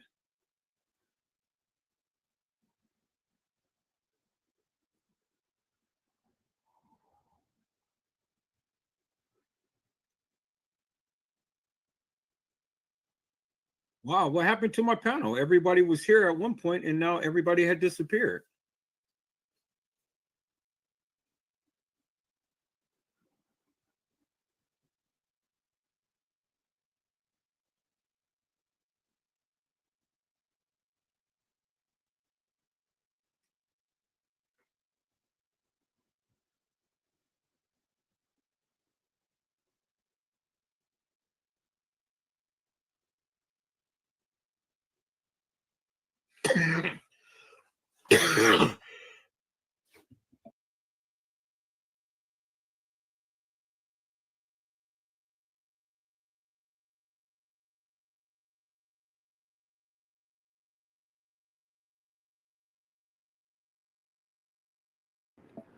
Okay, so while the people go ahead and work on their computers and coming back and things, I'm going to go ahead and okay, there's Island Girl. Okay, so Island Girl, you can go ahead and finish your narrative. Well, like I said, I don't think that was her that was in the hallway because, for one, the girl, like I said, the girl that was walking in the hallway, she's a little bit bigger than Kenneka. And then the girl that was in the cask, she's heavier, you know. She's way heavier than Kenneka was. I don't think that was her. And you can clearly see that the girls that they have been showing, they're they don't look like her. I mean, they're too heavy, or I don't know. It's I don't think that was. I don't think she was walking in the hallway.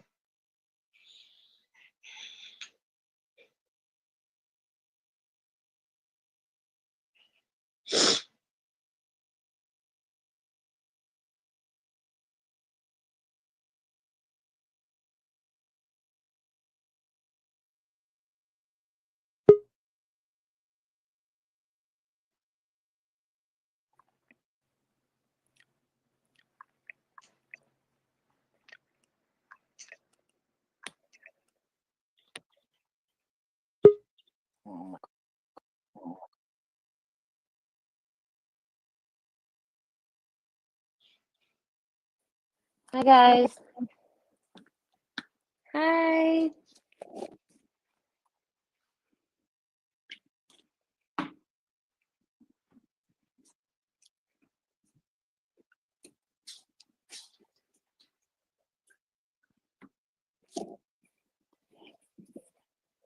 Can you guys hear me? Deb?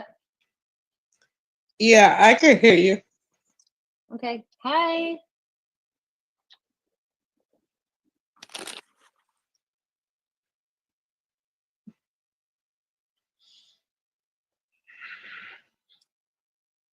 Is everybody else there?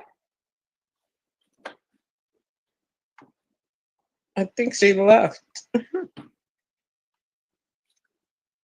Who left? Everybody else left?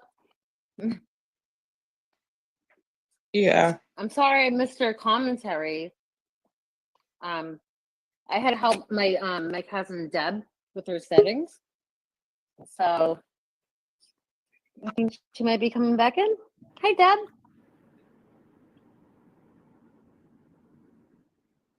Hi, it keeps going in and out. It's annoying. I just got kicked for no reason.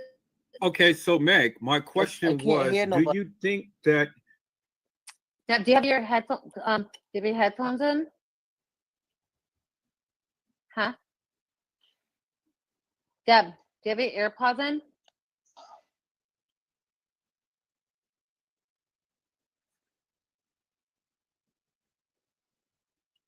Into the chat.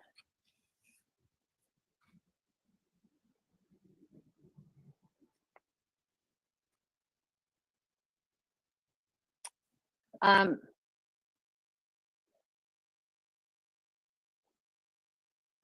okay, people, that's good. I mean, we're having a little technical difficulties, but I mean, this is the first time everybody's coming on live and things, and so Yeah. well, we're going to work through this. So, Meg, my question was to the panel and everybody.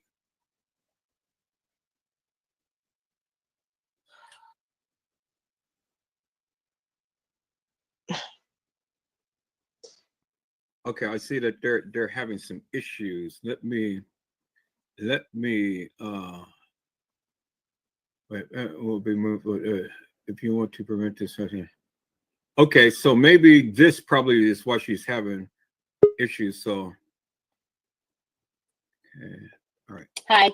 I'm So, sorry. I'm Meg, back. you're back. Yep.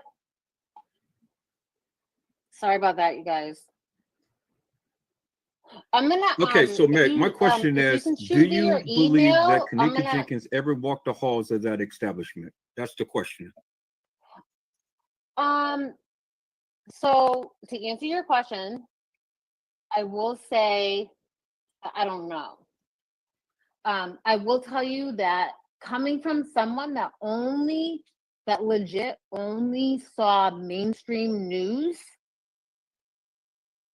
that's all I know. I saw like videos of her, like, well, supposed videos, alleged videos of her walking the hallway and like intoxicated and like unable to like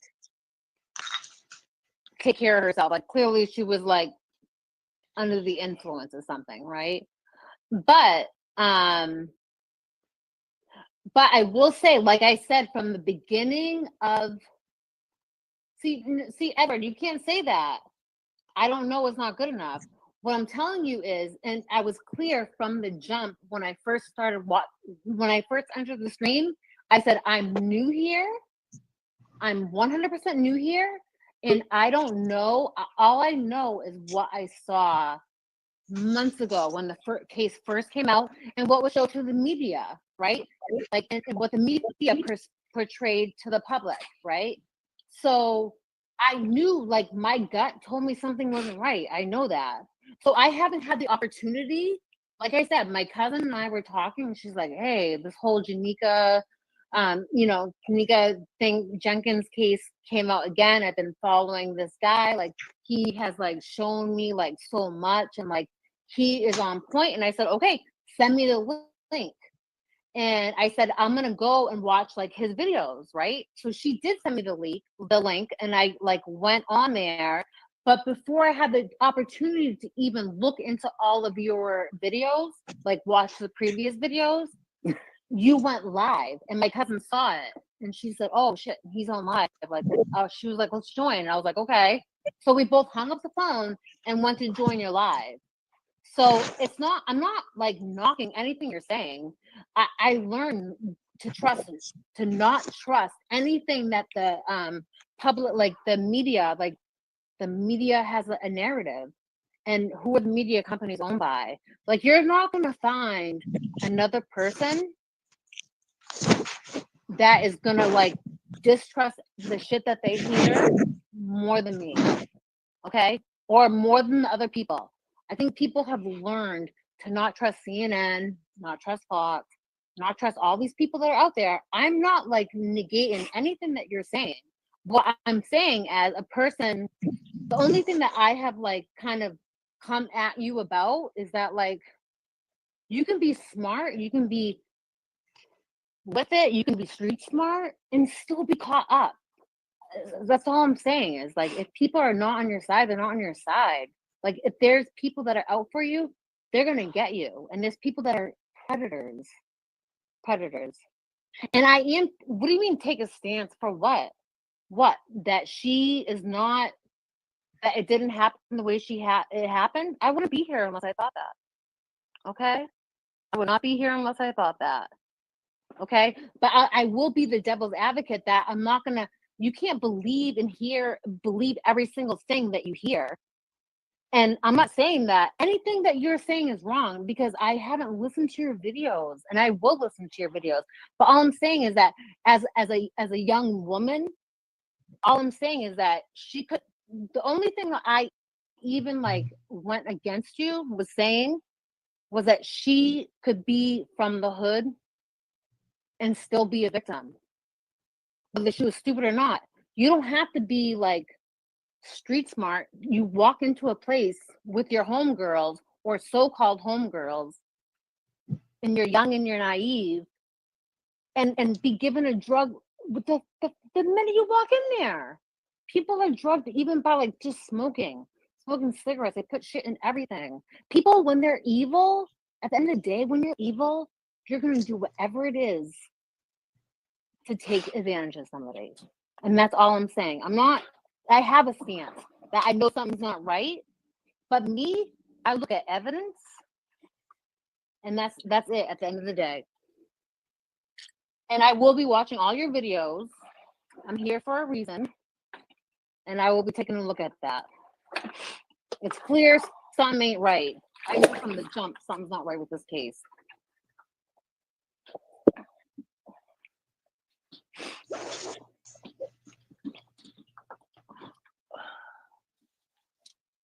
Edward, are you there?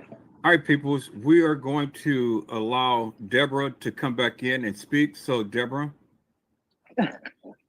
Yeah, what I was saying earlier is that I've been, ever since this case went viral, I've listened to a lot of YouTubers. There was Straight Drop, and I listened to Zillionaire, and I listened to Kate 420, which she was getting very she started to bring out the Nesbits, the gang members, the sign, all kind of stuff like that, and they scared her away. I mean, I was like really listening to her, but like I said, I listened to a lot of people, but for some reason you came through my feed and like you caught my ear. So and it's I believe So we can you're see now they could see me. I can I can see what you're saying and understand what you're saying with the narrative. You sound like you got more. It sounds more plausible what you're saying than and when I look back at the videos as well, and you show how she's small. You showed the video of another woman with big breasts, and I know she didn't have breasts like that. It was like she's kind of thick. And a girl that's drunk and walking through the hallways and stuff. So, but my heart is with you. I'm going through all your videos. I haven't finished yet, but I want to go all the way down to the beginning when you first came, because you said you just started doing this, what, 6 months ago, 5 months ago, or how long ago that you started StreamYard and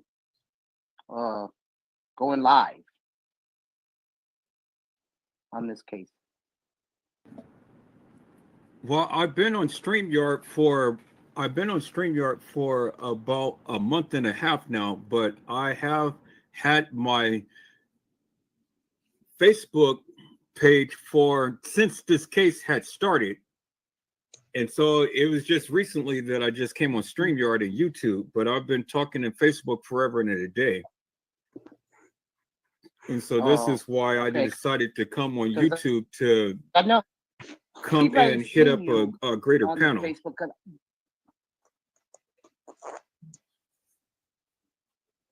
Mm-hmm.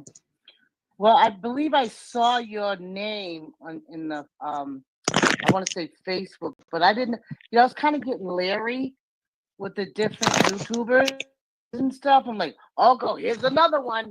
There's so many people on YouTube and bringing different narratives, and I never listened to yours. So it surprised me that you came through, and I know you caught my attention the other day when you was driving, and you're funny. You be having me laugh, but yeah, I believe what you're saying, the narrative that you're putting out there, but I'm gonna go back and look in the beginning of your videos. I'm like, I don't know. I've been for the past few days. I've been stuck on stuck on yours. I mean, all day, all night. Yeah, I can't wait to get home because I want to go back and watch Yeah. your videos. So Yeah. And she's But what yeah, she's who brought that's me pretty here much- because we're both realists. We know that you can't. There's certain people that have a narrative, right, on YouTube or wherever, right? And there's always like there's people that are like paid promoters or paid people that will try to like tell you about something, tell you something like it is what it is, but it's really not really what it is, right? Because there's a narrative, right? There's an end game for it. And so when Deb told me about that, but she, like she said, she stopped watching because remember, Deb, we were talking about it. I was like, Deb, come on. Like she was telling me about all these YouTube channels. We were both following the case, right? But then she was telling me about all these like different narratives and like that. I mean, the social media that came up with her case was insane. Like she was telling me all these people that like, why are you here? Like, what's the point? Right? They all seemed like they had a narrative. And then when she would listen is what made her like, hey, this seemed legit. Like, so she stopped believing a lot of different things, but then because she knew too, like from the jump, shit was not right. Doesn't matter whether it's a certain footage or whatever, the whole thing did not add up. It did not add up, right? And she stopped because all these YouTube people the ones that were making sense fell off. Like for some reason, their channels were no longer like either online, right? Which we know when you tell the truth, right? They might cut you off, or they might be, right? But then she felt she didn't follow the case for a long time. And then she heard yours, Edward, and it spoke to her. I It was spoke to her. in with it. I was looking for. Yeah. Yeah. You just weren't hearing I what the listened to truth. I mean, the I truth. never stopped. Yep. Yeah, pretty much. But I didn't stop. A couple of people showed up, and I guess I'm looking for someone like Edward Joseph. That's that makes sense. You know what he's saying. You hear that, Edward? And then when you put God in the details, it makes a difference. Because then God's going to be in the details. But I'm glad I'm here. Positive thing. God's going to be in the details. You're nothing in the dark stays Okay, hidden. people. So what I want to do is I want to give everybody opportunity to speak. So when we are giving our response, let's try to keep it down to a minimum so everybody can speak.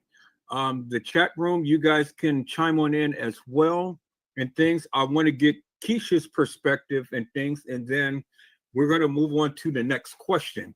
I thank each and every one of you guys for coming in and tuning in. I mean, I am so honored. I am pleased. This is what I have been wanting to do for the longest time, to get people out here, to get their narrative, to get their perspective as to what we need to talk about. Because as much as we can get this information out there, then we can make a difference. And yes, Meg, I want you to go back. I want you to review all of my videos, and then I want you to come in and chime in, and I want you to take a stance upon this, because I don't want anyone from my lives to not be in the know. I want everybody to be in the know, but I want everyone to take a stance, because that's what we need to do. If we don't take a stance, then what's good is our narrative. I mean, we'll just be like people just out in the wind and things. So people, everybody need to take a stance about this case, whether you agree with what I'm saying or whether you disagree. That's fine. We can work through that. But you must take a stance, and then you need to stand up on that. And not only stand up on that, but bring some content and some context out of your narrative. So, people, let's hear from Keisha, and then we're going to go to the next question. Yes. I'm just stuck. I just really don't even know what to say.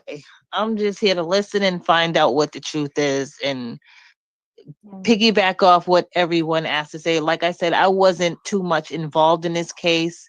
Like everyone's been saying, I followed Trey Gang, Zillionaire, whoever they are, and every time I went on their commentary, it was just like showing the same thing, same thing until I stopped at a point. I said, I can't watch this no more because it's not going anywhere. So then, like I said the other night, I saw you, Mr. Edwards, and I said, oh, he's onto something here. And I watched you while you went to go pick up your son. It was a long night, believe me. So I just want to hear more. I don't know what else to say. I'm sorry.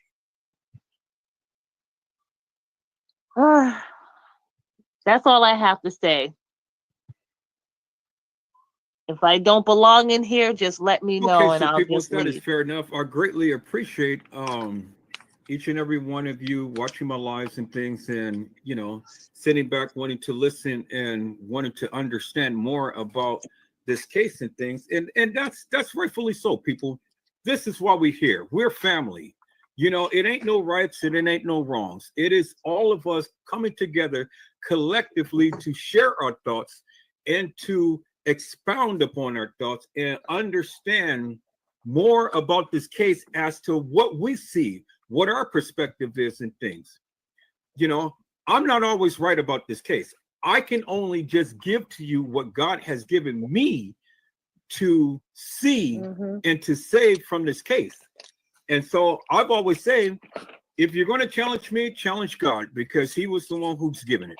So my next question would be, people, this would be for the panel, and then this will be for everyone in the chat room. And then we're going to start off with Island Girl 49. What are your thoughts? People, listen, because I don't want to have to repeat this again. What are your thoughts and views as it pertains to TM? And TM is Teresa Martin. So I'm just going to use acronyms whenever I'm addressing people. What are your thoughts and views about TM? Now, question is, do you think TM has set up Kenneka Jenkins? And if so, why? Island Girl? Yes, I think she set her up because throughout this whole thing, there has been no remorse. It's all about money. It's this is your daughter.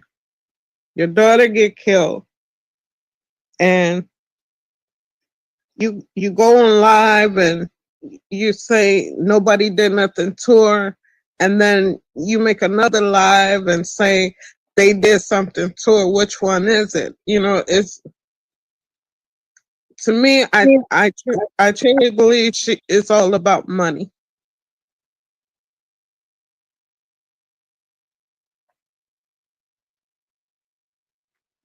That's what I think. I truly believe she's not. I mean, she doesn't have no remorse. Even when it's shown when she's looking at her on the gurney, there's no remorse. There's nothing. It's nothing there.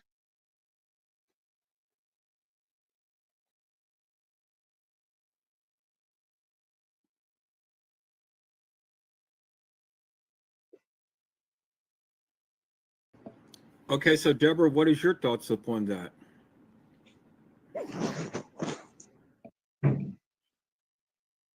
Uh, I agree with her. She just had no reaction. Me, as a mother, if I was to see my child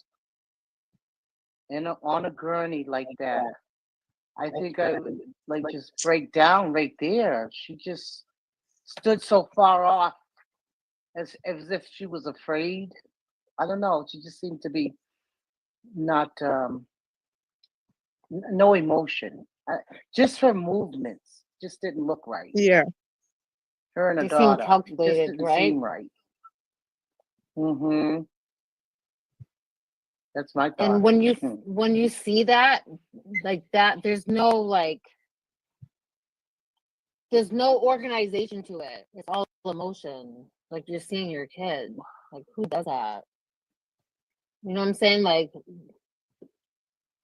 I don't know. Just it didn't seem genuine to me. That's what I say about it. I say for myself, when I did watch a couple of TM's lives, she would come on there. She wouldn't really speak about her daughter. She would, from the ones I watched, she would quote scripture Bibles, and she would be drunk or whatever. She would be in the car, and her friend would be talking, Mhm. and it Yeah. was just a whole mess. And I didn't Generic. agree with that at all. Yeah. She's too busy worrying about what everybody is saying about her. Then Yep. instead of her focusing and not worrying about what everybody else is saying and focusing on what happened to her daughter. Yeah. She's too busy worrying about what everybody else say. That's why I said is I don't know. It's to me, I think it's all about money. Oh yeah. At the end of the day, 100%. 100%.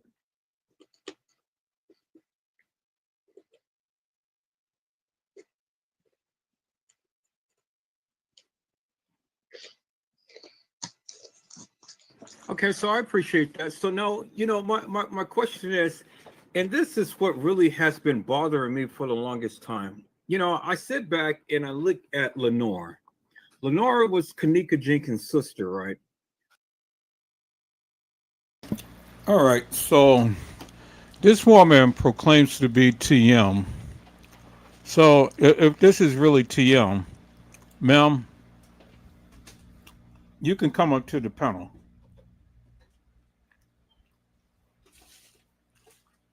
You can come up to the panel, and you can talk to me if this is really TM.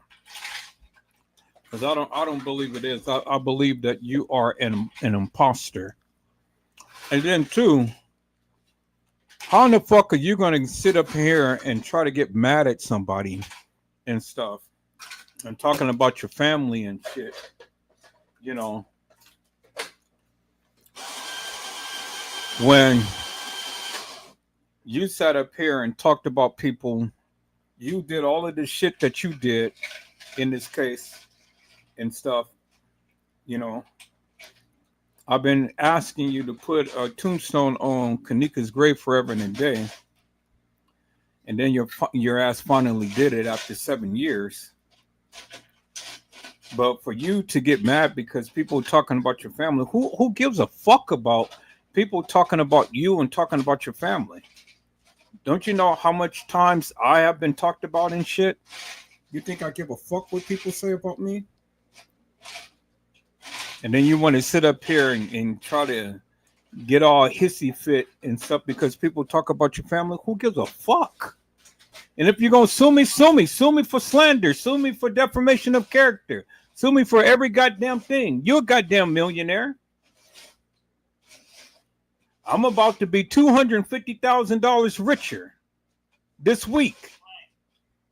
So you're a goddamn millionaire. Sue the fuck out of me. I don't give a fuck. I don't give a fuck. Y'all, that's that. You and your friend. What's that boy's name who got wrapped up into that mat and died? What's his name? K-Sweet. What is the guy's name who got wrapped up in the mat? Who died? Kendra Johnson. Yeah, you and Kendra Johnson's mother. You bitches, you bitches killed me because this bitch got on my live and started talking about, oh, I'm gonna sue you and stuff. Sue me. I don't give a fuck.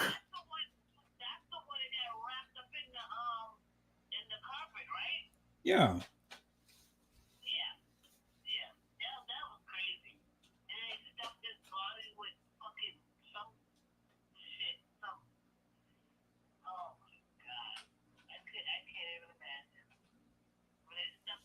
Well then, TM, sue the fuck out of me, okay, bitch? Sue me, bitch. Sue me. And then while you sue me, why don't you bend over so I can put this 12-inch D right up? Why don't you do a split on my dick? Do a split on my goddamn dick, you know? Can you do a split on a dick? How the fuck you think you got here? Huh? And then me and you will make another Kenneka. Me and you have a baby. You can do a split on my dick, and me and you have a baby, and then we can have a baby, and I'm gonna name her Kenneka. Is that all right? God damn it! Can you do a motherfucking split on a goddamn dick? And then you going to sit up here and talking about your goddamn family. What kind of mother is going to sit up here and do splits on the dick in front of her goddamn child? Really? Give me a fucking break with this shit. I protected your ass for 3 goddamn years. You should be goddamn happy. I ain't never took a dime to try to talk about this case. I ain't never took a dime to try to get paid. I don't need no clout. If you ever watch my lives, I have literally sat here, analyzed this shit, and told the people what I felt happened. Nobody had to talk about your goddamn family. Your goddamn family is crazy in themselves. I don't have to talk about them because they talked about themselves with the shit that they did.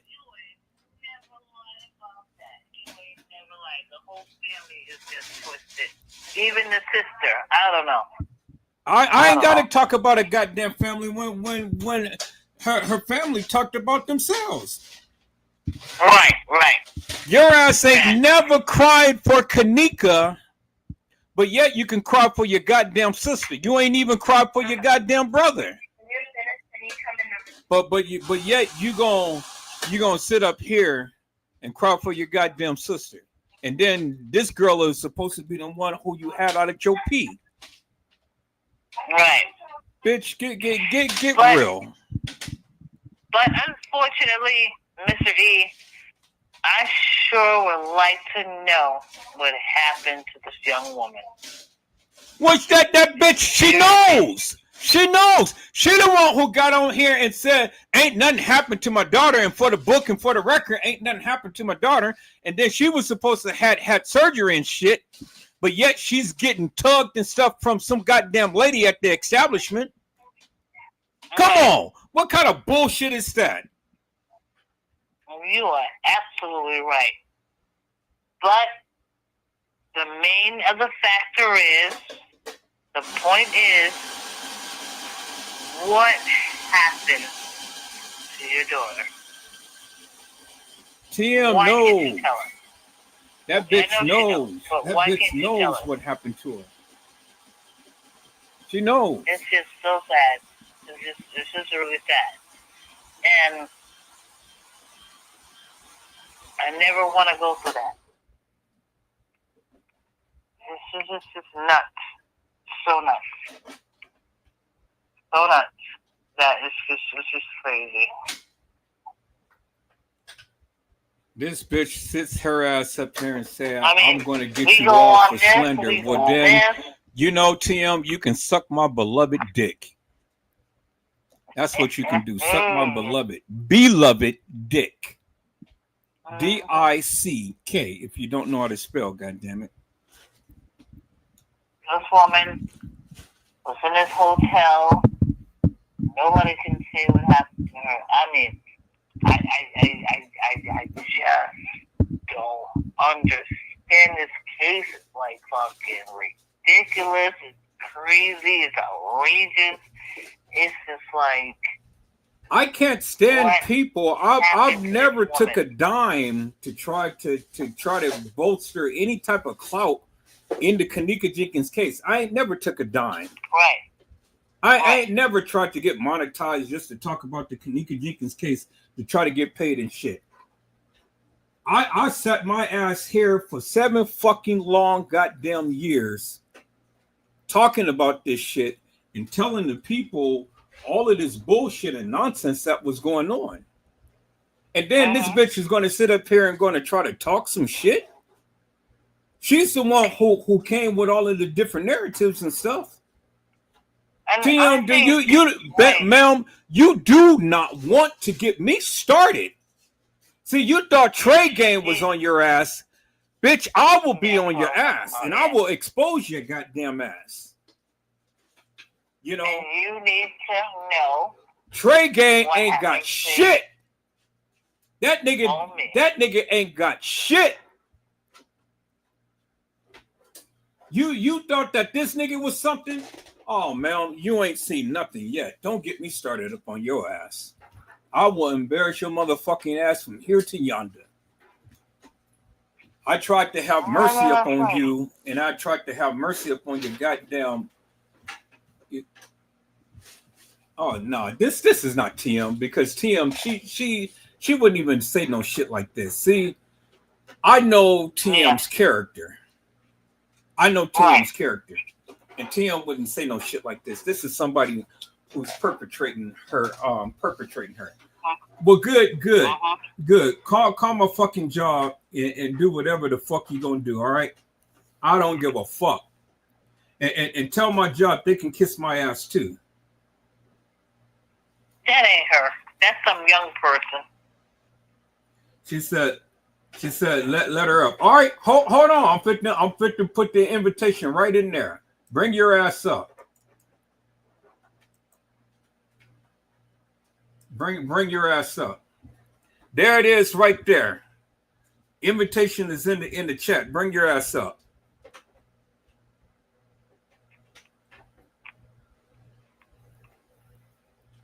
All right. You're wasting my time, man. My time is precious.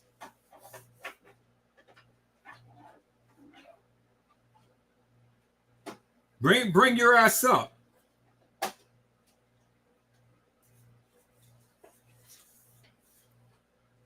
Come on, Miss TM. Hit the goddamn link. You hit the link. The link that I am showing right now on the screen. Hit that, and then I can add you to the live.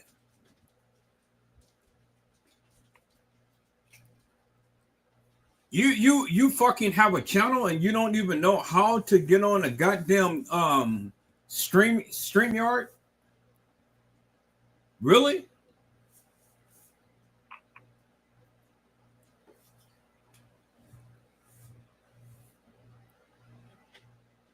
Click on the link. That's all you have to do. Click on that link. In the chat room, copy that, click on it, and it will bring you up.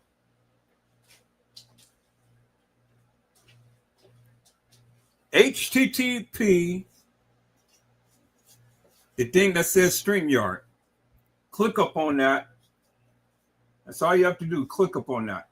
Click up on it or copy it, and it will take you onto StreamYard.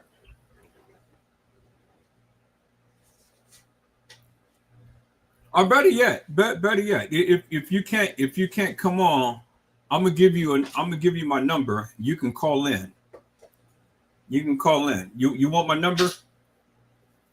I'll give you my number. You can call in. Which one you want to do, TM? Come on now, you're wasting my time, yo. Hit the link. You want my number so you can call in?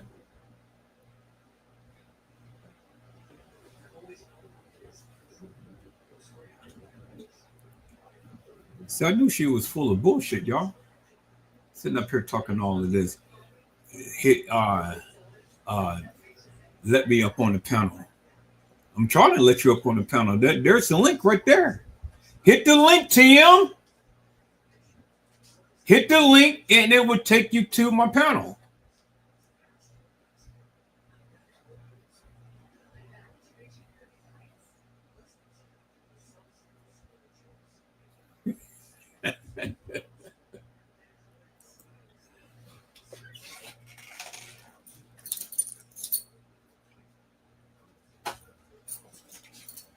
All right, come on, Tim. Hit the link, man, because I got some questions for you.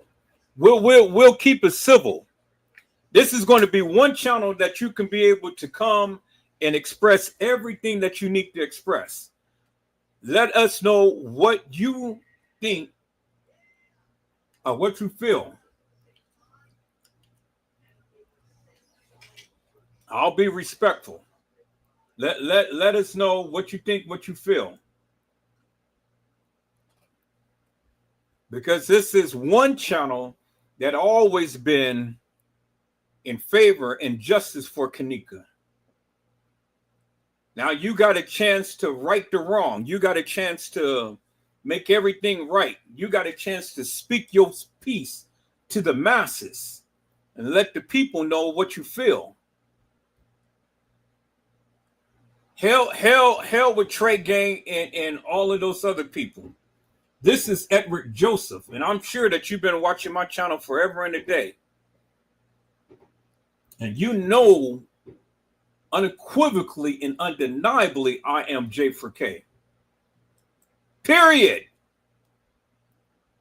Never been one that ever tried to take any money.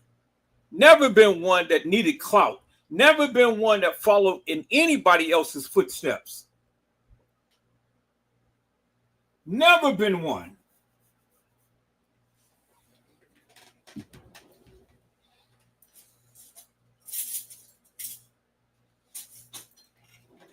All right, TM, hit that link, man. Hit that link. Hit that link. You talk about you want to be on the panel, hit the link. Come on up.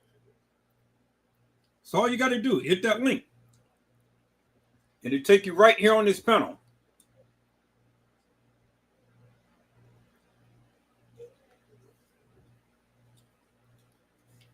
I just put the link in the comment section. That you see on the screen, that's all you have to do. Just hit that. Copy that, and it'll take you right on up to the panel. Or do you want to call in?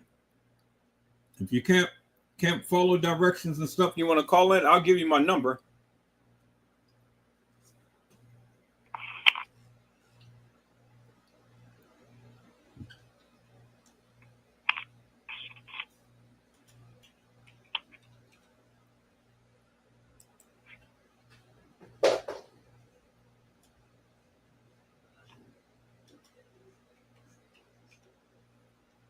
All right, Tim, that's my number right there. That is my direct line. That is my number to my cell phone. So if you can't hit the link, call in.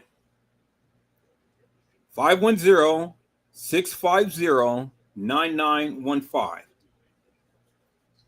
That is my number to my cell phone. That is not a Google. That is my direct line. Call my number and then come and talk with me. So now you have no excuse. Where you at, TM? Where you at, Mel? That's my number right there. Call the number. You can talk with me. Let us know all about Kenneka, all what you want us to know about Kenneka. Since you said that she came out your pee,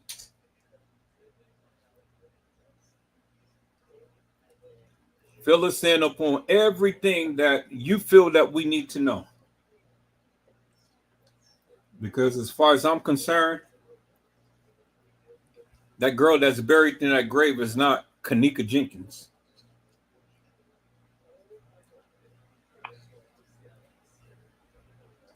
And I think that you just put a tombstone on somebody's grave. That's just my feelings. Where you at, TM? There's my number right there, man.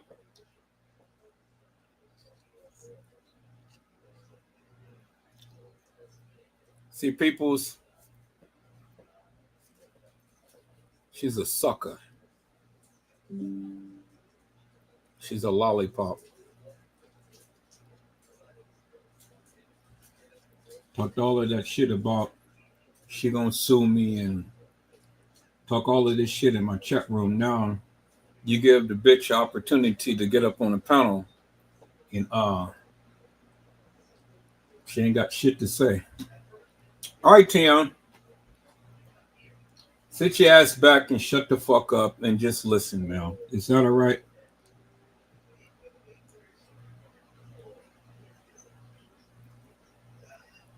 Yeah, I think she is. I think she is a troll. Go on. Who's ever trying to perpetrate her? But I see my peoples came into the house, so let me give a shout out to hello, Mariah Lavender. How are you, Mel? It is a blessing to see you on today. And again, I see my other peoples came into the house. Hello, Randall Robinson. How are you, my friend? It is a blessing to see you on tonight. All right, people. So I don't have no goddamn time to be playing around with these motherfuckers. You said I'm hitting your link now, Randall. You are not answering me. You're hitting the link. All right, can somebody explain to her how to get up on the panel? Can somebody explain to her how to get up on the panel?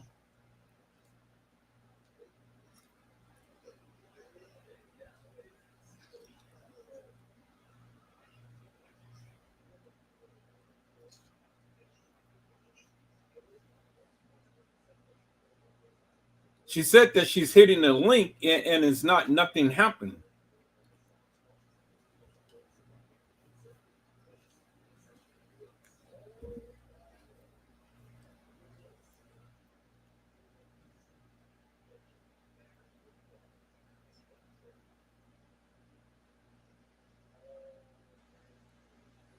Okay, TM, if you got a cell phone,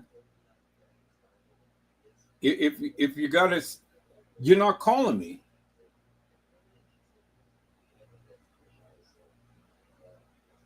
If you got a cell phone, all you got to do is just pick up your cell phone, hit the link on your cell phone, and it'll take you right there. Not on the computer. You got to be on the cell phone.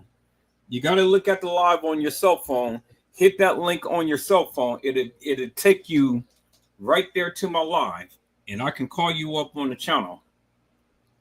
Or you can call the number. You can call the number, and you're not calling the number. 510-650-9915. T-Sweet is on the line with me. You can call the number, man. So if you got a cell phone, hit the link on the cell phone. Hit the link on the cell phone. Or you can call the number 510-650-9915. You're not calling me and you're not hitting the link, because if you would have hit the link on your cell phone, you would have been able to come up. And if you would have called, I would have saw a call from. So I don't think that you're TM. I think that you're a troll. I think that people just want to impersonate people so they can do what they gotta do. But people need to come real with their shit. If you gonna do your shit, do it real. Don't be trying to impersonate somebody. Talk your truth so we can know your truth. So some kind of weirdo hanging out there. I really call women the B words, but you know what? Come with your truth. Bitches, come with your fucking truth. And let's just let's talk about it, you know? All right, Tim. Come with your truth, bitches. I'm gonna give you Bitches one more don't know minute. how to do that. I'm gonna give you one more minute, then I'm gonna go on with this live because you're wasting my time. She's just scared. She's just scared. She's scared. She don't know how to say it. She's scared, Mr. E. She's scared. She's trying to be somebody who the TM, fuck I gave you the number 510-650-9915. You did not call the number.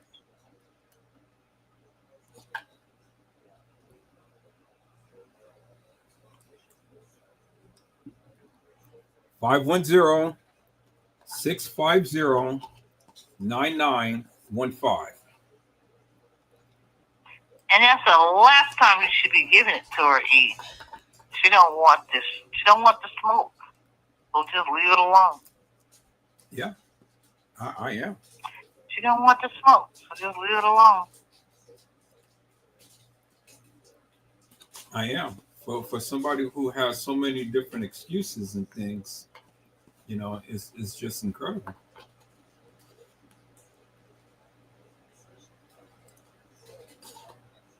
Don't be getting yourself all stressed the fuck out. Just let the motherfuckers go. Cut it off and block the number and let it go. No, I'm not. That's how you live a peaceful life. According to Keisha, anyway. I'm not getting stressed. All right, Tim. I know that's right. You got one more minute, and then I'm gonna go back to the live, and I'm just gonna ignore your ass because I don't think that you're really TM. I think that you're a troll that's just sitting here, just want to wreak havoc in things and talk all of this bullshit and nonsense. See, from the lady who I come to know, TM and stuff, you know, she has some character to her. She has a big ass and she has character to her. You're full of shit.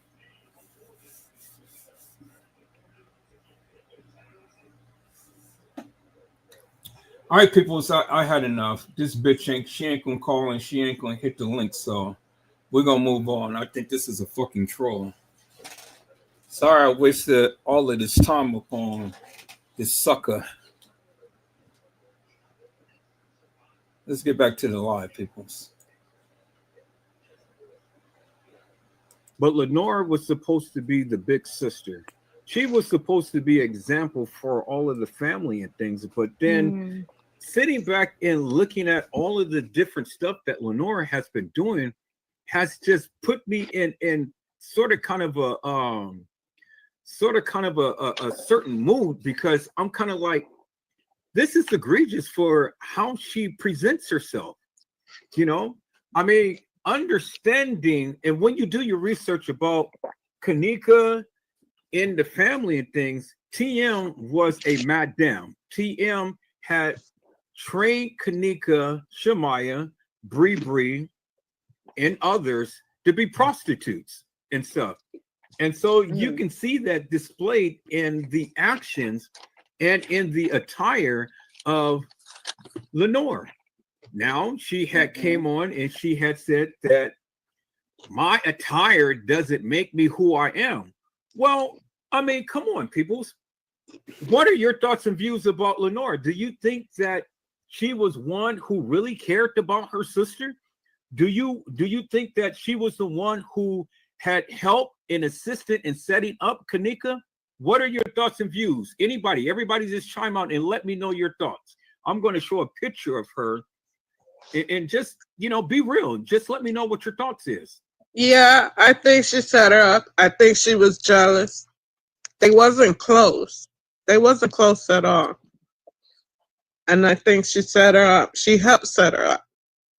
because Mhm. she was jealous.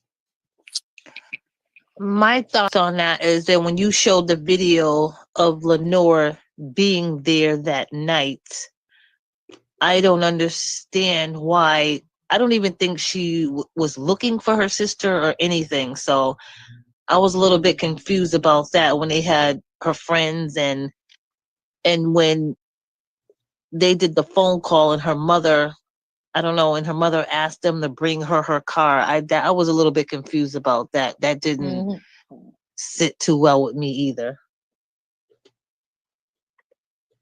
Well, I will say that it has nothing to do with her outfit, because you can be out there tricking, you can be out there prostituting, you can be out there doing anything, but it's your character that makes like what there's not a chance I can be a bank robber, I can be a murderer, I can be a sex offender, I can do whatever, right? I can be whoever, but there's not a chance in hell, even with all those things and all those titles and owning it, whatever, like if that's who you are, there's not a chance that even like with drama, like, there's no way I'm gonna leave my sister, half sister, stepsister, family, friend. I mean, family is not just blood. It can be your best friend. Like, there's no way you're gonna leave your people. Your people are your people. There's no way you're gonna leave them to that But situation. There's no but way. you gotta understand. She was jealous of her. She was Yes. jealous of her, and Yep. she was mad. Yep. And when you have that kind of jealousy and hatred in your heart, you'll do anything. Mhm. Yep. And that's why she wasn't really, that's why you can believe it, because if she didn't really have her, she didn't have her back. That's what I'm saying. No. Like, if you're a good person, you would never allow that to happen, right? Like, even if I don't, But me who doesn't speak to my sister, like we have issues, I would never let that happen, because that's the character of the person that I am. But if she's got Yes. animosity, like it takes a certain type of person to let that happen to even a stranger or to be part of it, right? Yeah. Come on, yo. Like, it takes a certain type of human being to let that happen to another female and to go along with it. Like, who are you? Like, my really, who are my you inside? And like even my if whole you don't, thing is my whole thing is like why? Why, Yep, why, why? why? Yep. It's not that serious. well, like Oh, I it's really said, not. it goes back to what I said. When you have that much hatred and Mhm. even evil in your heart, and you look at your sister and you jealous, people Yeah. do strange things. Yep. Strange things. And nowadays you have to be careful about your family than a stranger. Mhm.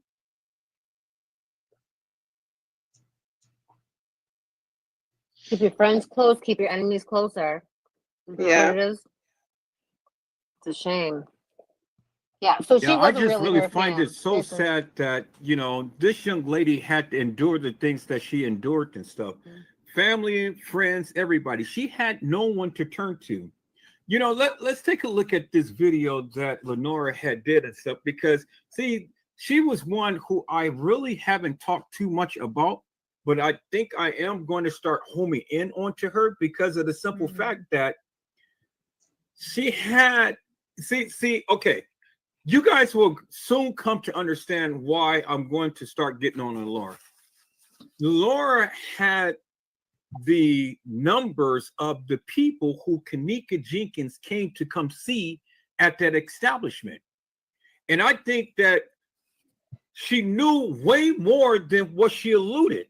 Yeah. Yes, I do understand that TM set up Kenneka and things, and she trained her to be a prostitute and all like that. But I think that Lenore had more of a hand in Kenneka Jenkins being at that establishment than anybody. And that's Yeah. just being honest. Yep. Because she was the one who had the people's numbers in her phone. Yep. And it's in the case files. Had it not been for Lenore, she knew who the people was. She didn't want to turn over the phones. That's It was already established. TM didn't want to turn on the phones because TM didn't want the people to know that Kenneka was down there selling her kitty cat and things. But these were the people who Lenore knew personally. But instead of her bringing her tail down there, she sent her sister to come and trick for her and to make money for her. That's a shame. And subsequently, here it all started off, people. Now, what are your thoughts and views? But let's be before you come and comment, let's take a look at this video because this really disturbs me. It really disturbs me. And then after of what we just covered right now, it disturbs me even more. But I want you guys to take a look at this and then tell me your thoughts because this is amazing, people. This is a goddamn new discovery.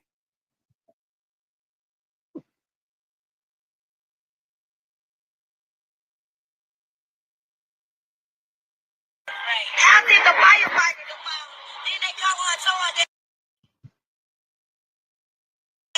Boy, tell her which one it is. Boy, you hit it. Which one it is? No, don't jump no accusations. No, I'm just trying, just getting whatever else you said the discrepancy was. Once we was here, they told my mama that the fire department left my sister in the freezer. Yeah, deceased. But they called her a few days later and told her that they told her that an employee left my sister deceased. It was like 10 of us out here. They did not say. Did they say anything else that what was in that freezer? Because why so long before somebody would go in a freezer and then hotel this stuff? We went in the freezer. Okay. It wasn't nothing in the freezer. But one little piece of ice in the freezer was warm when we got in the freezer. It wasn't even cold. They said they had just turned it up. Even if it was out, it should still be in the cold when the freezer was on. Did they say anything about any obvious marks on her or anything like that? No, they didn't let us see her until they learned about it. We didn't see none down here. We only saw her from that corner. And her hair was all over her head. It looked like she was spiked. I asked some friends how was her hair was when she left out the hotel. They said her hair was flat and straight down. And when I saw it, it looked like it was just all over her head. It didn't add up. It didn't add up. Were you the one who spoke with your sister at about 1:30 the night before on Saturday morning? Or no? Somebody, one of your family members spoke with her at 1:30, right? No, I know she left the house at 11:30 on Friday. Yeah. But Saturday morning, there was a report that somebody spoke with her, at least knew that she was alive at 1:30 on Saturday morning. Is there any confirmation that you know of from that? Okay. So we're literally looking for what happened from that time until she was found Sunday morning. I mean, nobody really. That's a long time. It's a long time. That's a whole day. The doctor, like, even if a boy did found her, what made that a boy quite so empty freezer? How? If y'all say y'all don't use this area no more, so why's the boy in this area? I don't know. There was also concern about her being locked in, possibly. Was there a padlock or something on the outside? They found her in a double freezer. We had to go through one freezer to get to another freezer. But before you get to that freezer room, it's a camera right there. My mother asked them, did the camera work? The man said, the police officer said, detective. He said, I'm not sure. So now he say, told my mama, you can see video, whoever entered that room the thing, before you got in there, yes, you should be able to see, because there's a camera right there before you enter the room. And it was an emergency lock inside the freezer.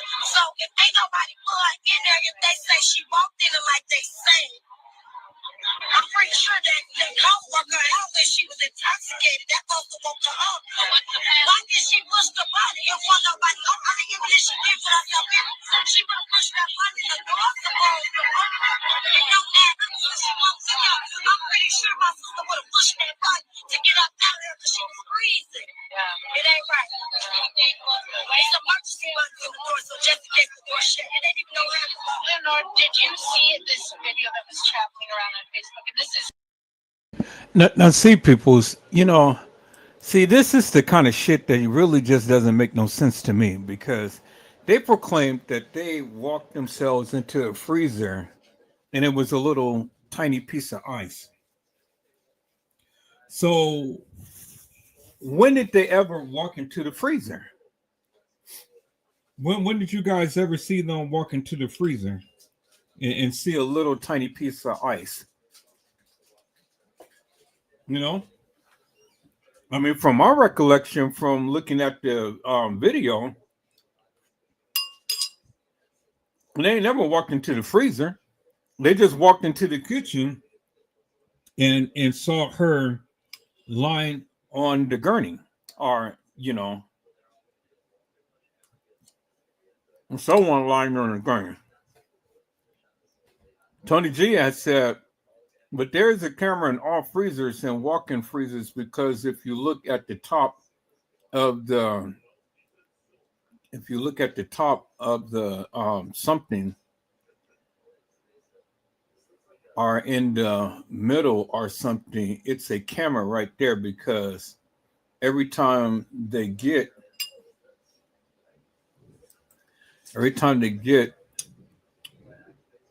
side on one side or in the middle, is the camera is there too. If they get stuck or locked in, they get the camera seeing getting them out. Well, I don't know what you guys are looking at.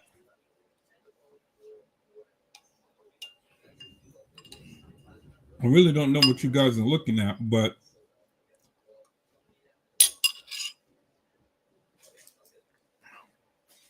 it's procedure because they get locked in. I don't know what you get again. I don't know what you guys are looking at, but there is no camera over the freezer.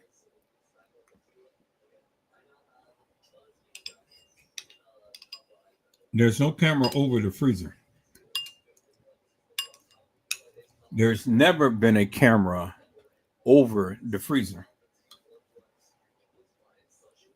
You have never seen a camera over the freezer. I'm going to say that again. And all of this video footage that they have given us, you, Tony G, or no one else has ever seen a camera over the freezer. You ain't never seen it.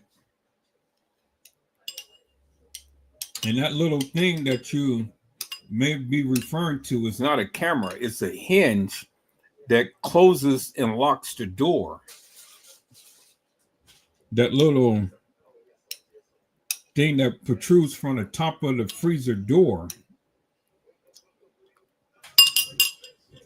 It is not it's a little lock mechanism that closes the door. That's not a camera. Everybody keeps saying that it's a camera over the freezer, but you guys haven't never even shown me no camera over no freezer.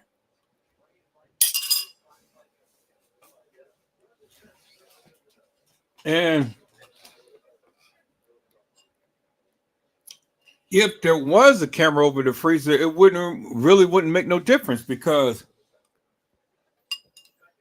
they have the surveillance camera inside the kitchen that shows the general area of the kitchen. And so if not that camera that we all seen when everybody walked into the kitchen, what difference does it make if it's a camera over the freezer? It doesn't make no difference. But just for clarity's sake, it wasn't no camera over no freezer. You go back and you look at all of the pictures and all of the videos, and I want you to pinpoint a camera that is over a freezer. I want you to pinpoint a camera that's over a freezer. Because many of you share that narrative only because TM said that it was a camera over the freezer. But you can never show it.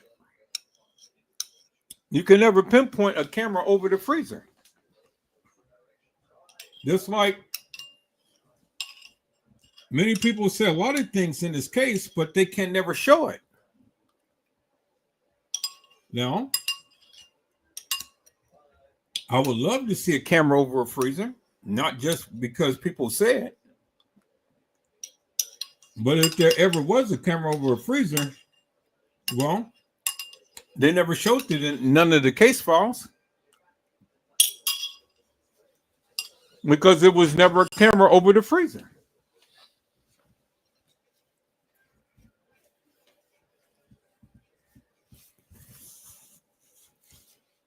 I work for a bio company, and we have an interlocking freezer just like the kind that you see depicted in the pictures and in the video.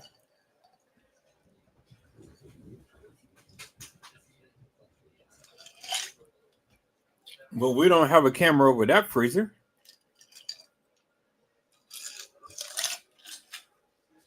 And it's not a camera over the freezer. I get what people are saying, you know. They normally have a camera over the freezer because, you know, they want to keep people from stealing the things. That's why they have a camera in the general area. So even if you was going into the freezer and getting anything out, that general camera that we seen that everybody was captured upon, that general camera would have caught anybody walking in or out that area of the freezer.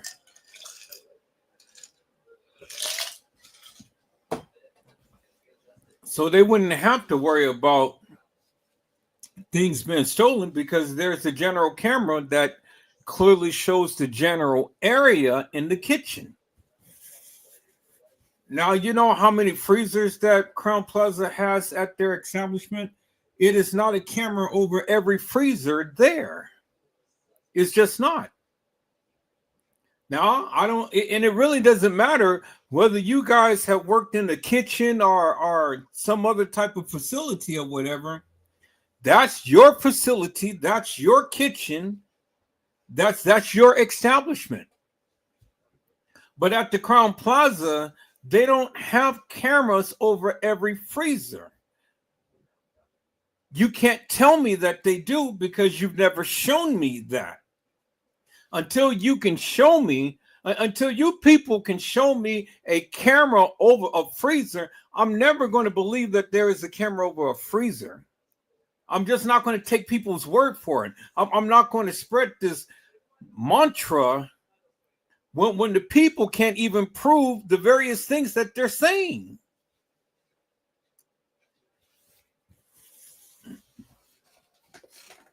And I think this is one of the biggest issues that we have in this Kenneka Jenkins case is that people hear something and then they go repeat what somebody else has said instead of proving their stance. I've always proved everything that I say. That's why I walk it down. That's why I show you guys unequivocally and undeniably. I just can't say, I can't sit here and take people's word for something that ain't manifesting itself within my eyes. Now, if you guys, as much as TM has been screaming about a camera over a freezer, unless you guys can show me a camera over a freezer, well, I'm never going to believe that. Because it doesn't make sense to me for a camera to be over a freezer when you have a camera that shows the general area. And if you're going to walk out of the freezer with some food, I mean, the camera is going to capture you. And so if we was to say, okay, well, yeah, there's a camera over the freezer, what difference does it make? Because if it was a camera over the freezer, well, then whoever was in the kitchen, that camera that had shown the young lady walking towards the freezer should have stayed on to show what was happening at the point in time to when the young lady had supposedly walked back there to the freezer. It abruptly cut off. And then the next scene that we seen was the maintenance or the beverage manager swinging his keys and stuff and walking in the trajectory of where the freezer is. And so everybody just assumed that he unlocked the freezer. You didn't never see a lock on the freezer. But people think that, well, he locked the freezer. He had the key. Well, peoples, you show me any lock, padlock, that was on any freezer in any pictures. See, you know, when you really take your time to break this shit down and think about what you're saying has to make sense. And if what you're saying ain't making sense, then why are you saying it? Just because he had a stack of keys don't mean jack shit. Did you see a padlock on the freezer? And if it was a lock on the freezer, well then why didn't he walk out with a lock? Where was the lock?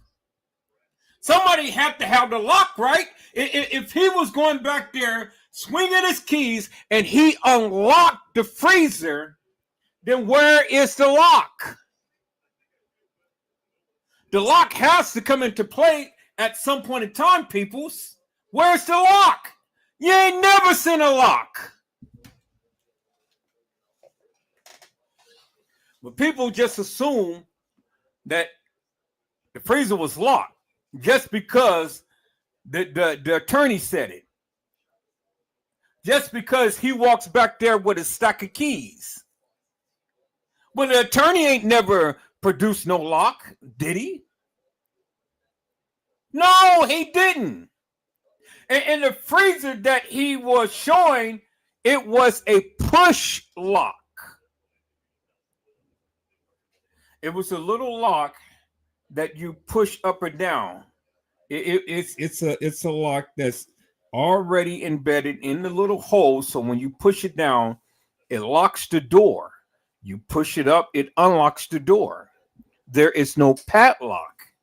There's no type of lock that was ever put on any freezer door. And then the entrance to the freezer, well, we've seen that padlock, but it wasn't locked at the time to when the supposed young lady walked herself back there into a freezer and then laid down and died. Come on, peoples, now. If you ever think that this girl walked herself into a freezer and then the door closed behind her and she couldn't get out, that is the most stupidest thing that I could have ever even imagined people even believe in.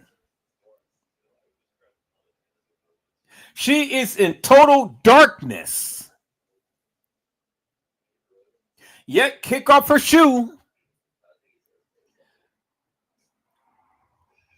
shakes her head and stuff to where her hair is all in her face and things, and then she lays down and she dies in a corner. Breast exposed and everything. Pants is pulled back up on her. But she's in total darkness, people. It's totally dark. Once the door is closed, the light goes out. I said, once the door is closed, the light goes out. So the only thing that will be glowing is just a little knob. And it would only just illuminate just ever so to where you know it's a knob or it's some little apparatus that is glowing. That's it. That's all the light that you have. It ain't enough light to see your hands or your feet or your shirt or anything for that matter. No, peoples, no. See. I think logically, peoples. I think with common sense. You got to attack this thing with common sense, not just saying things and just throwing things out there just for the whim and hoping that it would stick. It has to make sense.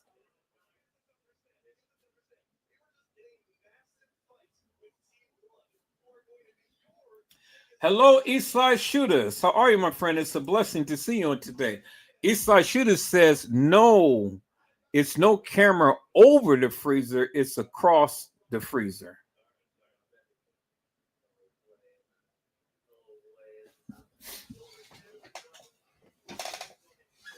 Okay, so then I'm gonna challenge that.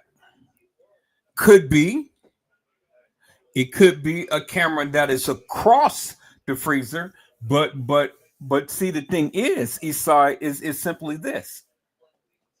If there was a camera that was across the freezer, well, then it would have been outlined in to where all of the other cameras was stationed, and it never in any other paperwork ever showed out of all of the, I think it was 48 cameras that they had that they mentioned. It was never mentioned in the paperwork.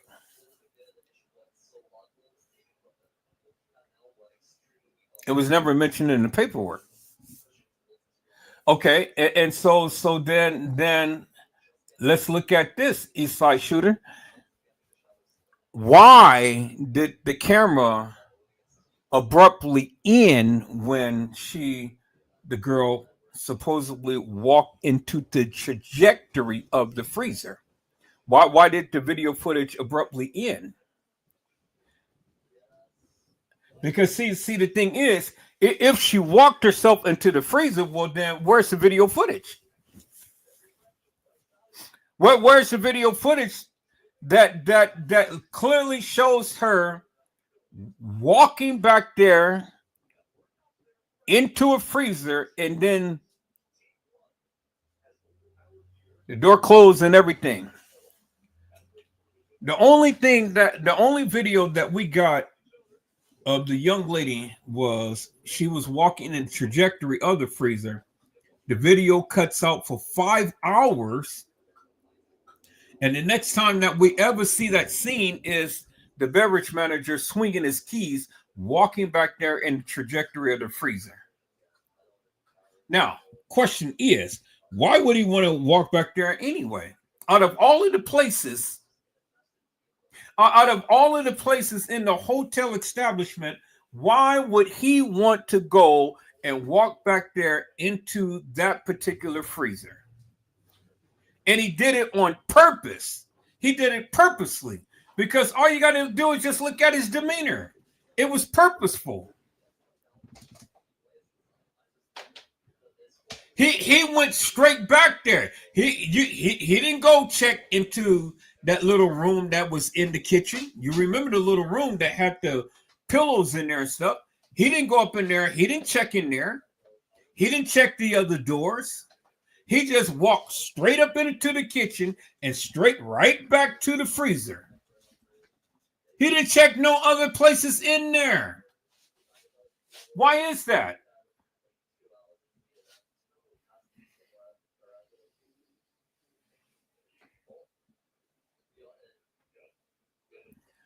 Tony G said that not over inside. That's what I mean.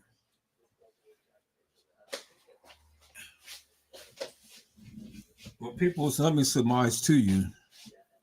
Until you guys can show me a camera that is over or inside the freezer, around the freezer, or on the other side of the freezer, I'm never going to believe that there was a camera up there. And to be frank with you, it really doesn't matter whether the camera is over there or not, because you'll never see it. You still gotta keep your door. Because again, my question is, why would the beverage manager on purpose now walked directly into the kitchen and straight back to the freezer without even going into that little room, checking the room first to see if anybody was in there, or checking the other room doors, or check, on the other side of the freezer. He just went straight right there into the freezer. Doesn't make no sense. So it's basically saying that all of this shit was staged. It was just a staged event. That's all it was. It wasn't nothing but a staged event, because, again, anybody who's looking for somebody will look in all areas, right? They wouldn't just go just straight walk in and then walk right back there and walk right into a freezing. Really? Come on now. Who does that? Unless what? You knew that the person was in there. It's the only reason.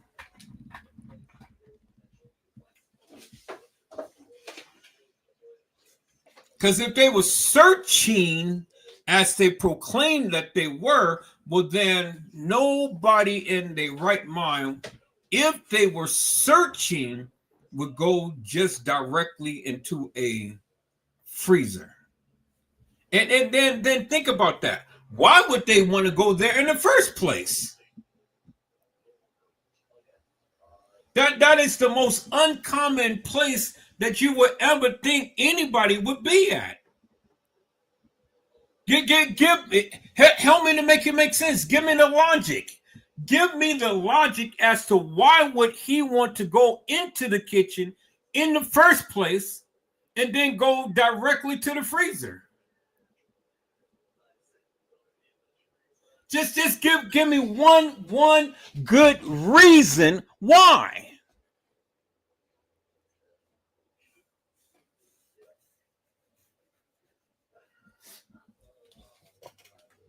Give me one good reason why. Because if she was on surveillance video footage, they already knew that she was back there. They already knew the trajectory of where she's been. They already knew it.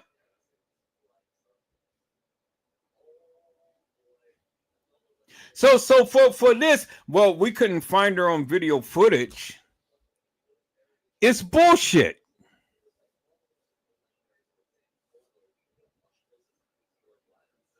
The cameras conveniently not work is bullshit.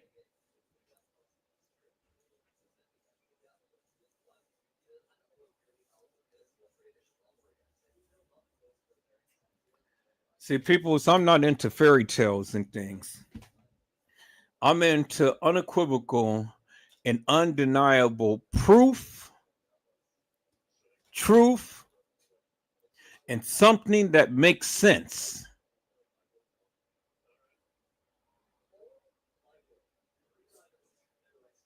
And so if we was to even go and hypothetically speak that there was a camera over or on the other side of the freezer or on the outside of the freezer, what effing difference does that make? What difference does it make? Does it make no difference in the case, right? Because if you're never going to see the camera, and if you're never going to see the video footage on it, what difference does it make whether it was a camera up there or not? Because if you're never going to see that video footage, well, then what difference does it make? Why even bring it up? It don't make no difference. It is a mute, hollow point. And it doesn't even deserve no type of argument whatsoever. Because if you're not going to see the camera, and if you're not going to see any video footage from the camera, why even worry about the camera? Doesn't make no sense to me. Well, there was a camera about the freezer. Okay, and so what? And What does that mean? What does that mean? We can argue forever and a day. There was a camera behind the freezer, or on the outside of the freezer, or on the other side of the freezer. Who gives two rats asses?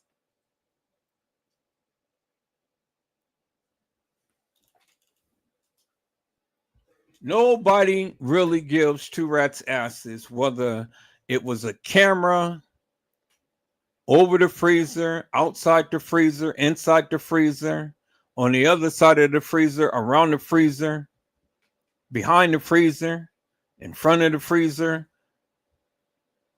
Really doesn't matter.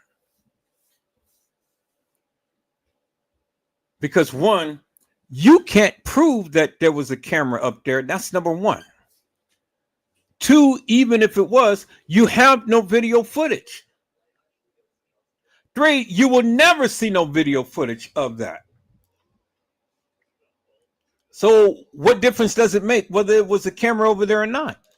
Don't make no difference, because you'll never see it. So why even argue the point or even bring it up? It's a moot point. Who cares?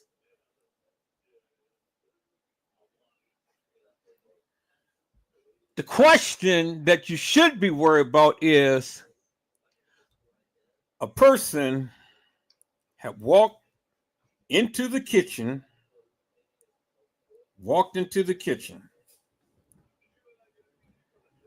Where's the other video footage that shows the aftermath of the person walking into the kitchen? What happens after that? The video abruptly shuts down. Why?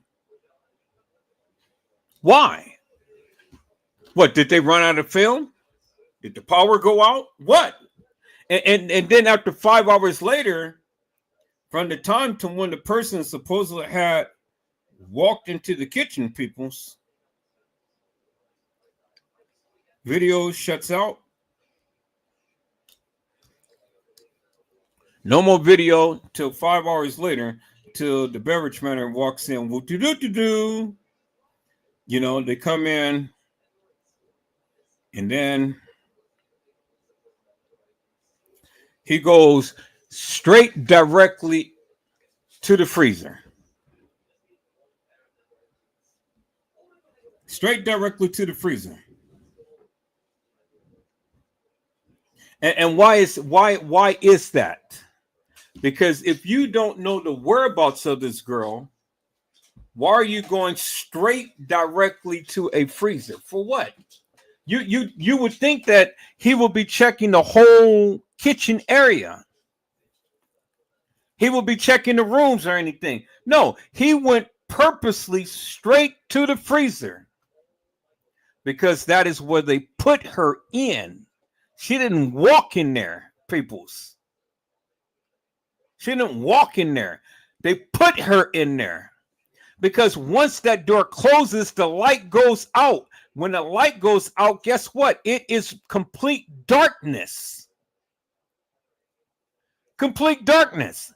And so what happens if you are in a complete dark room, the freezer is on, and you're inebriated? Well, what do you think is going to happen? You think one would panic, right? Even though you may be inebriated, you still would panic, right? You'd be kicking the doors, bamming on the doors, doing everything or whatever, even though you can't see. You ain't going to be taking off your shoes and ripping off your clothes and turning your head all every which way and stuff. And then find a little corner and then just lay down and don't even curl up into a fetal position, but just lay there. So they speak so much about paradoxical undressing peoples and stuff, which is interesting to me. So if she was going into paradoxical undressing and she was completely hot, you would think that she would have ripped off all of her clothes. That's not the case. You would think you would think that she would have ripped off all of her clothes, but that's not the case. Eastside Shooter says Kenneka was in the back dock getting raped. Police dragged her. Police dragged had maintenance move her to the freezer. Who was that getting beat up in that hallway? Who was that being held in a chokehold by the ice machine? And see Carl Nesbitt with the hoodie walking in and out. You got a good point there, Eastside. Well, it was Carl Nesbitt who carried Kenneka. It was Carl Nesbitt. Carl Nesbitt was the one, yes, in the black hoodie. He was the one who carried Kenneka. And I've always said the one who carried Kenneka was the one who killed Kenneka. So it's always been my premise that Carl Nesbitt choked Kenneka out.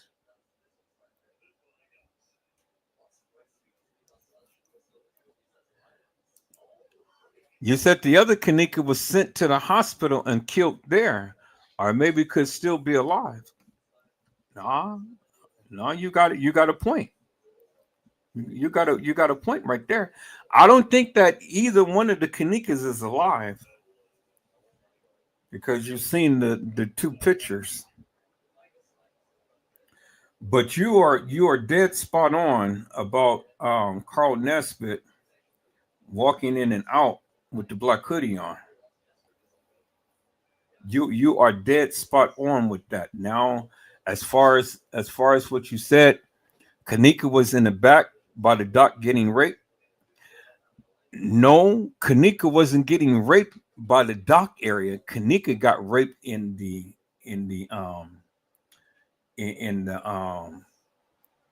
Kenneka got raped in the place where they do the laundry. That's why you see all of the blood-stained sheets and things.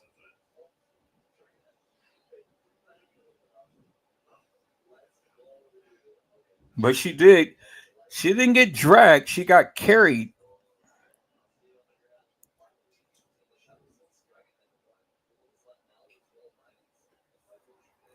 This shit was staged, but yeah,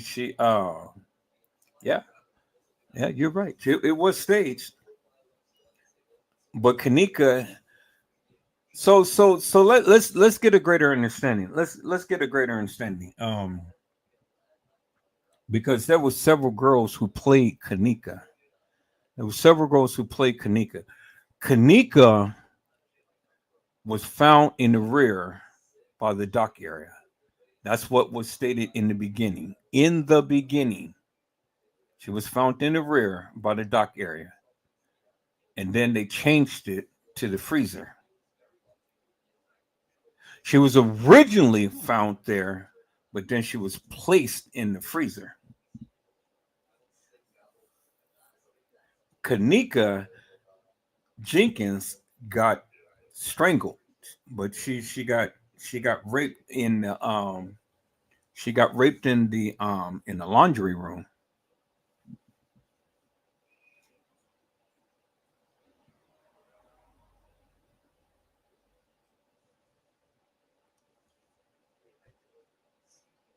Now, what happened to the other girls? I can't tell you. Who was getting beat up in the hallway? I can't tell you. Could have been one of the other girls, because remember, if you do remember, in the audio version of the case files, they said that it was 2 assaults and battery. You remember that, right? They said that it was 2 assaults and battery. So it could have been one of the girls who was playing Kenneka end up getting their ass beat in the hallway or something. Somebody got beat, but I don't believe it was Kenneka that got beat in the hallway. because if you look at at her face, she didn't have all of the bruisings and stuff like that. Not for a person who just was getting into a fight, and then you got to account for the fight. So if she was in a fight, how could she be walking some halls in the establishment and she was fighting? Think about that. See that it doesn't make no sense. So if Kenneka was fighting, then how could she be walking the halls of that establishment and she was fighting? That doesn't make no sense whatsoever. She's fighting, then she goes to walk some halls, then she goes to get commandeered and get raped, and then she gets dragged to a freezer. I mean, just on face value, listen to how all of that sounds. She's in a hallway fighting, but yet she's supposed to be walking the halls of that establishment. But yet she gets raped, and then she gets dragged to a freezer. I mean, think about that. All of that takes time. All of that takes time. I'm with you. I'm with you, and I agree with you upon a few things that you had said, and this is very interesting for what you said right here. You said Kenneka was in a back dock getting raped. Well, I don't believe Kenneka was in the back dock getting raped. I believe that Kenneka was in the laundry getting raped.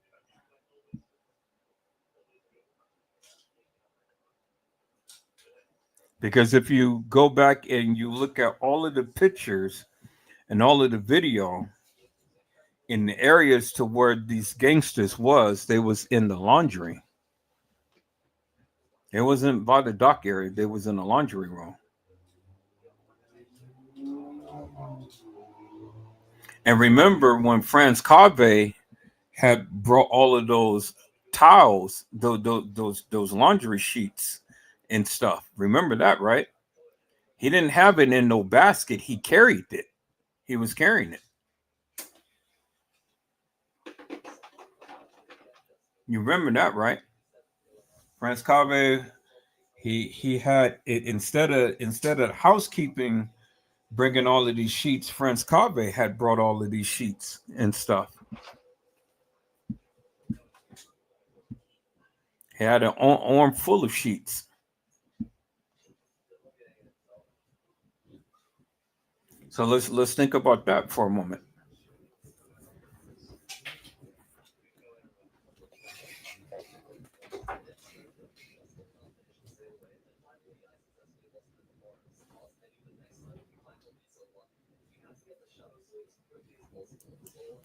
You said, what about Eugenia Walker? Now, did you ever see Eugenia Walker down there at the establishment at the time to when all of this stuff was going on? I mean, if you did, point her out to me. Show me the video, because I know many people kept referencing her and things, but I don't believe that I've ever seen her at the establishment at that particular time. See, now when we really put this thing together, let's think about this for one moment. Let's think about this for one moment. Okay, so you say that Kenneka was raped. I do believe that. And you say that Kenneka was raped by the dock area. Well, then I'm gonna go with your premise for one moment. Help me to make that make sense. So if Kenneka, well, we know she was raped, but if Kenneka was raped by the dock area, how did it happen? How did it happen? Because what they tried to portray is that she walked herself into the freezer. And a lot of people keep saying that that was Kenneka Jenkins that was walking herself into the freezer. And I kept saying, no, that's not Kenneka. But people keep saying that, yes, that's Kenneka. Okay, so let's play with that for a moment. If that was Kenneka walking herself into the freezer, well, then let's play upon what you just said. How could she have gotten raped in the dock area if she's walking herself into the freezer?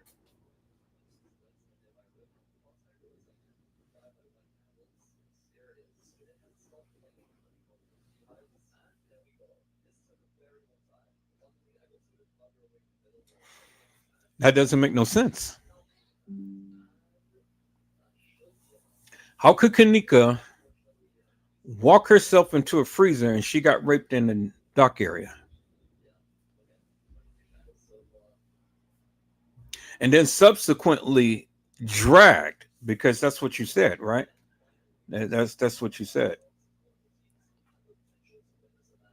Let's go back. You said Kenneka was in the back dock area getting raped. Police dragged her.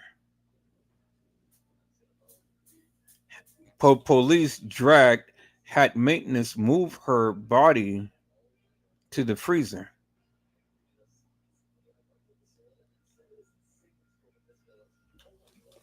Well, let's analyze that for a moment. If Kenneka is getting raped by the dock area,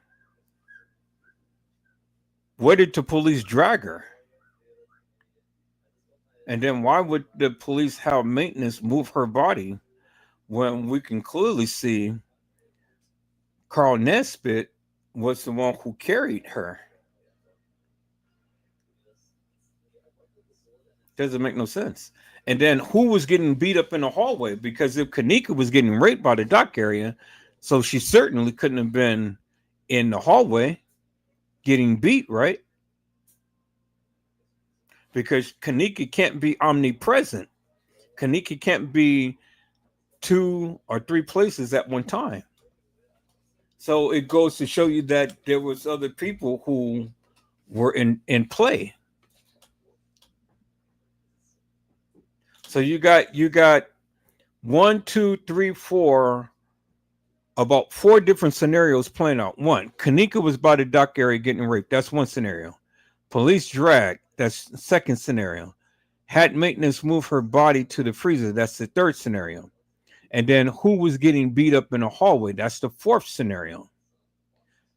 Oh, and then you said who was being held in a chokehold by the ice machine. That's the fifth scenario. So you got 5 different scenarios going on all at once, or all within a very, very, very quick, short period of time. So how do you justify that? How do you get Kenneka into all of these different scenarios? And it's just only Kenneka. Couldn't happen. It's impossible. She's not omnipresent. So then your question would have to be, well, if it wasn't Kenneka, well, then obviously it had to be somebody else, right? Right. Okay. So now, do we know that somebody? No, we don't. We don't know these other girls. But we know that other girls had to be in a position to be getting assaulted, because we know that all of this couldn't have happened to Kenneka. So I'm glad that you brought this point up, because it totally validates what I've been saying all along, that several girls played Kenneka and several girls end up getting assaulted, because you can't put this girl in every scenario that you just mentioned. You can't. It's impossible. The time won't even allow you to do such a thing. Just impossible. Which you just literally validated my point that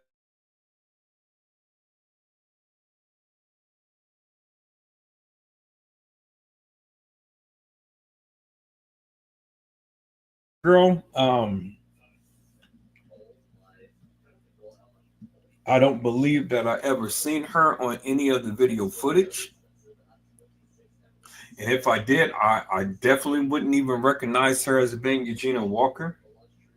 I'm not saying that she wasn't there. I'm just saying that I haven't identified her as being a participant in any of this that was going on.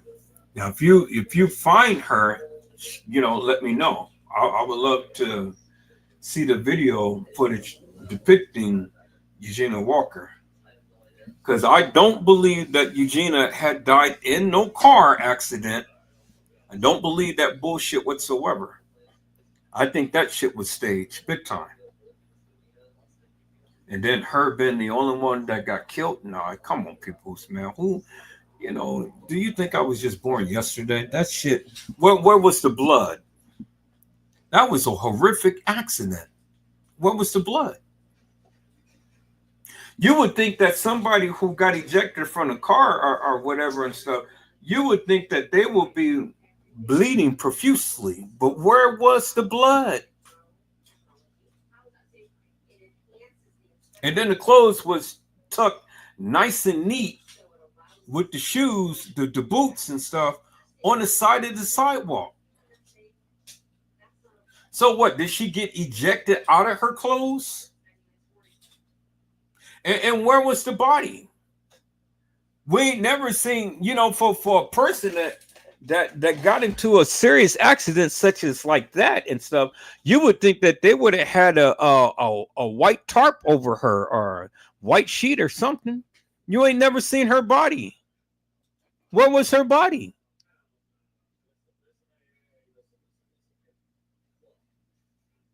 For a horrific accident like that, you would have seen ambulance, police cars, everything and stuff, but you didn't see nothing but just a couple of people cleaning up the crash site, a stage crash site, a tire up in the top window, the highest point of the church, a tire stuck in the window seal. Really? So you know how much a tire weighs? You know how much a tire weighs? And what? Did the tire just break off the axle of the car? Because remember, the tire is held by lug nuts. It's held by lug nuts or on a it's called a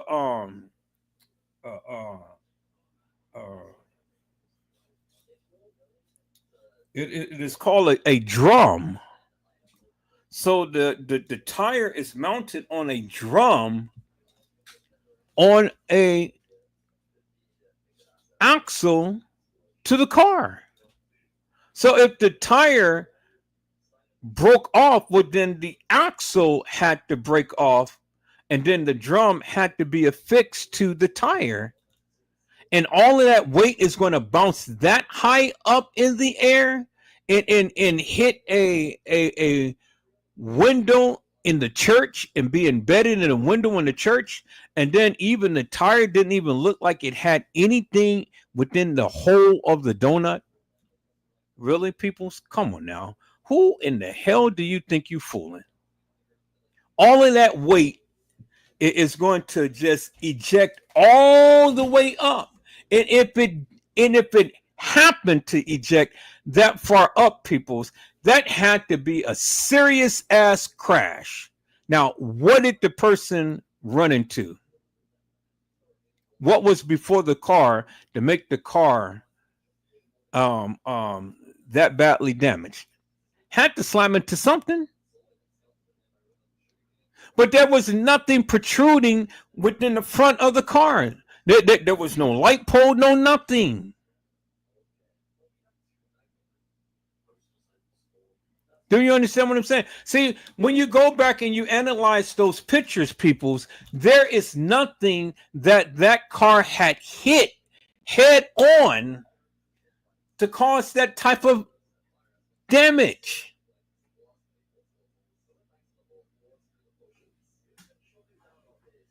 There was nothing. No, there was nothing in the way of that car for that car to have gotten so mangled up like that. There was nothing. Absolutely nothing.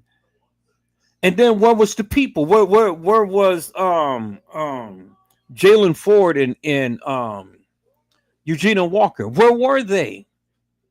Because from what I hear, people's, it was like about two or three people, and Eugenia was supposed to have been the one who was sitting in the back of the car. So if she was sitting in the back of the car, people's, and she got ejected from the car, where in the hell was she?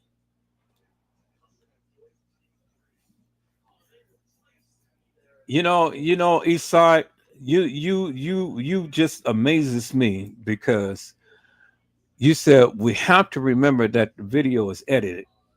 No, I know it's edited, but I'm just asking a question as to in my analytical mind, I'm kind of trying to figure out how did all of this stuff happen, because you got people who swear up and down, yeah, this happened this way and things, and they believe all of that madness. But in my mind, the crime scene doesn't match up with the narrative that they gave. It doesn't match up. And I'm trying to picture that in my mind and stuff, and I'm kind of like, well, it don't make no sense. Doesn't make no sense. And so the only thing that does make sense, that is what you say, the video has been edited. That's the only conclusion that you can come up with. It's the only conclusion. The video has been edited and this shit has been staged. It's just like what Gina to you had said.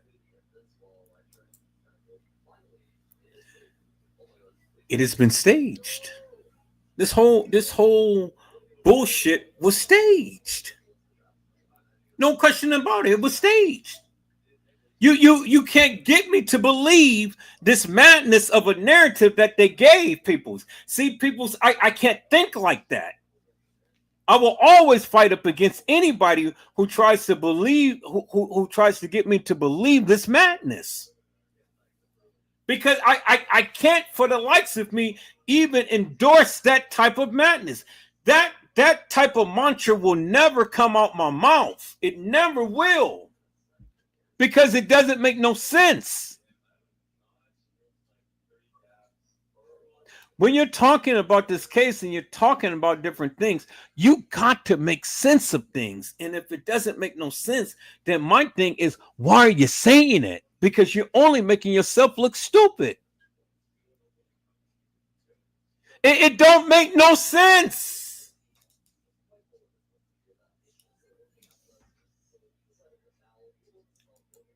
You say, okay, what happened to them saying the same white girl who is affiliated with Nesbitt edited the video and also edited Sandra Bland's video?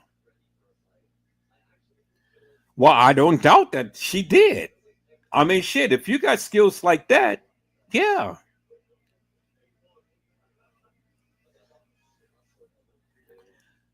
I don't doubt that. I'm not challenging that. I don't doubt it. We don't really know who edited the video, but if they said that she did it, well, shit. I mean, somebody did it.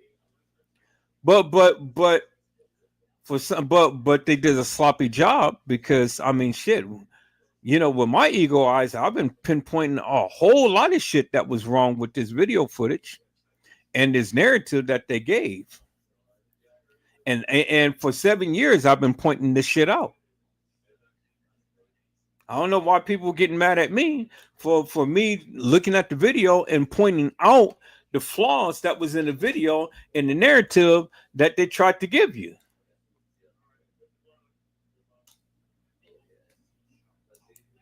You say I meant to say police had maintenance drag her and move her. I don't believe that. I don't believe that. I don't believe that. Now, you may be talking about Kenneka Martin, but Kenneka Jenkins was carried by Carl Nesbitt. Unequivocal, undeniable. I've already shown you the proof for that. Now, whoever the maintenance people or the police was dragging, it sure wasn't Kenneka Jenkins. Wasn't Kenneka Jenkins. Wasn't Kenneka Jenkins. And you say Kenneka could have got jumped. Okay, I don't doubt that. I don't doubt that. But then my question to you is when? That's a strong possibility. I can't doubt that. That's a strong possibility. That could have happened. But then the question is when? Because if you're going to sit here and try to tell me all of this shit happened on a night, oh hell no. No, you lost me on that one. You literally lost me up on that one.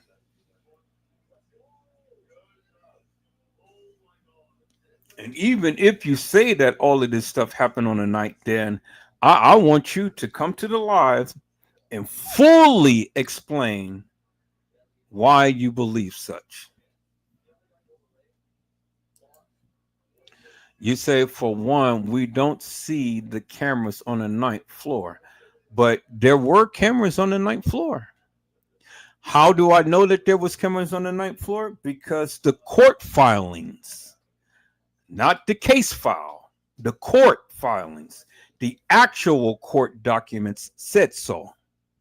And it said that they were on the ninth floor. They were newly surveillance video footage. Newly surveillance cameras that was installed on all of the floors, even on the ninth floor, because they saw the young lady on the ninth floor walking into the elevator. That's what the court file said. And I've shown you that court files on a couple of lives that I did. Go back about 3 or 4 lives and you'll see that documentation.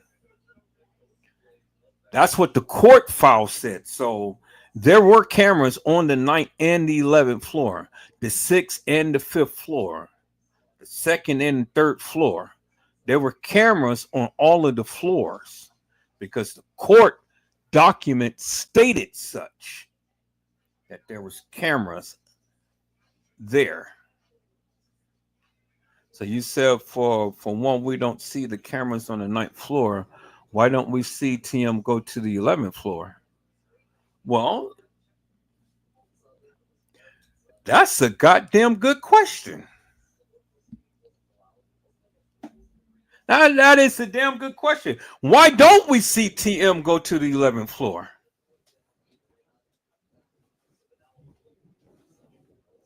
You said, so you just can't neglect my theory. I'm not neglecting your theory because she had to be attacked. I'm not saying that she never was attacked. She had to be trying to get away. I'm not saying that she didn't try to get away.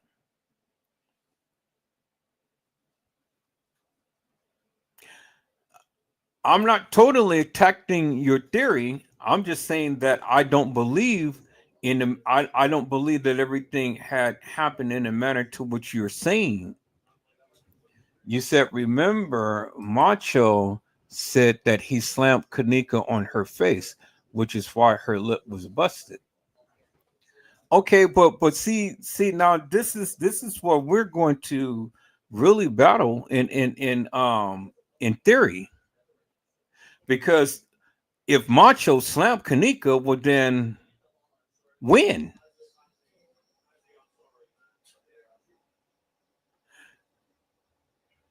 When? You said I mean come on, Ed. You said it's 48 cameras, right? So why can't we see the videos of the upper floors? We don't see Kenneka and friends in the parking lot arriving. We don't see a lot of stuff. But that doesn't necessarily mean that the cameras wasn't rolling. They just didn't give you the cameras. They gave you what they wanted to give you. They gave you a narrative. They gave you a narrative, and they chose you to run with the narrative. But I'm loving your thinking, because you really are throwing it out there. But see, now I'm fit to push back, because my thing is this.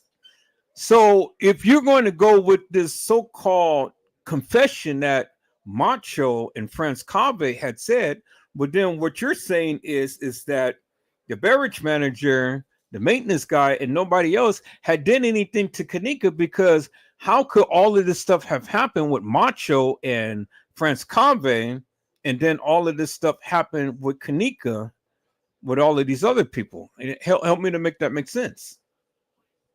I mean, if he's slamming her down on her face and stuff, well, then that means he has her and he's commandeered her, and he's not going to let her out of his sights if he's doing all of this abuse to her. So then the question is, when did he do that? At what particular time? And then what was the aftermath after he did all of what he said he did? Where does the police come into play? Where does Carl Nesbitt come into play? Where does the maintenance man come into play? If he's doing all of this to Kenneka, where does all of the other people come into play? And then the most important thing I'm going to ask you is, at what time did it all happen? If it happened in a manner to which Macho and all of these people are stating. You see what I'm saying? See, I've always got to push back. You coming stronger, you coming hard, but I'm pushing back, because again, you got to help me to make it make sense. When did it happen? At what time did it happen?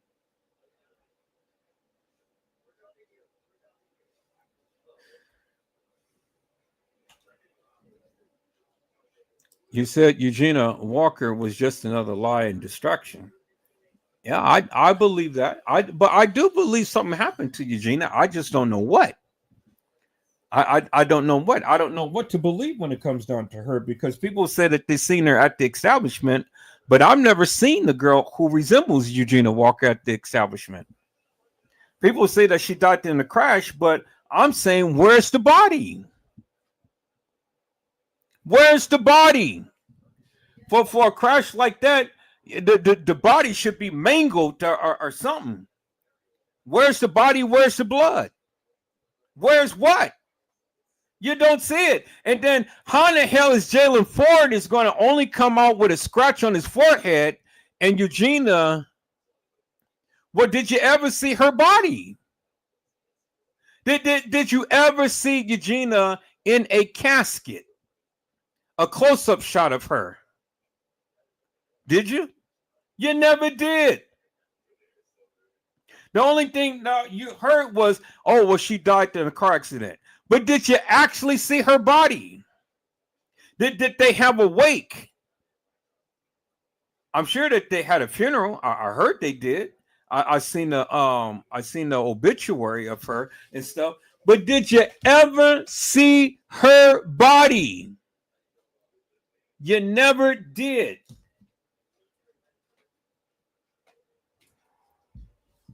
What hospital was she taken to? When was she pronounced dead? Where was she pronounced dead? When did she have an autopsy? What was the autopsy results? See, nobody has ever even answered those questions. See, man, see, I'm tough. I'm tough, I tell you. but hey, Eastside, I like your I like your way of thinking. I like your way of thinking, because you are literally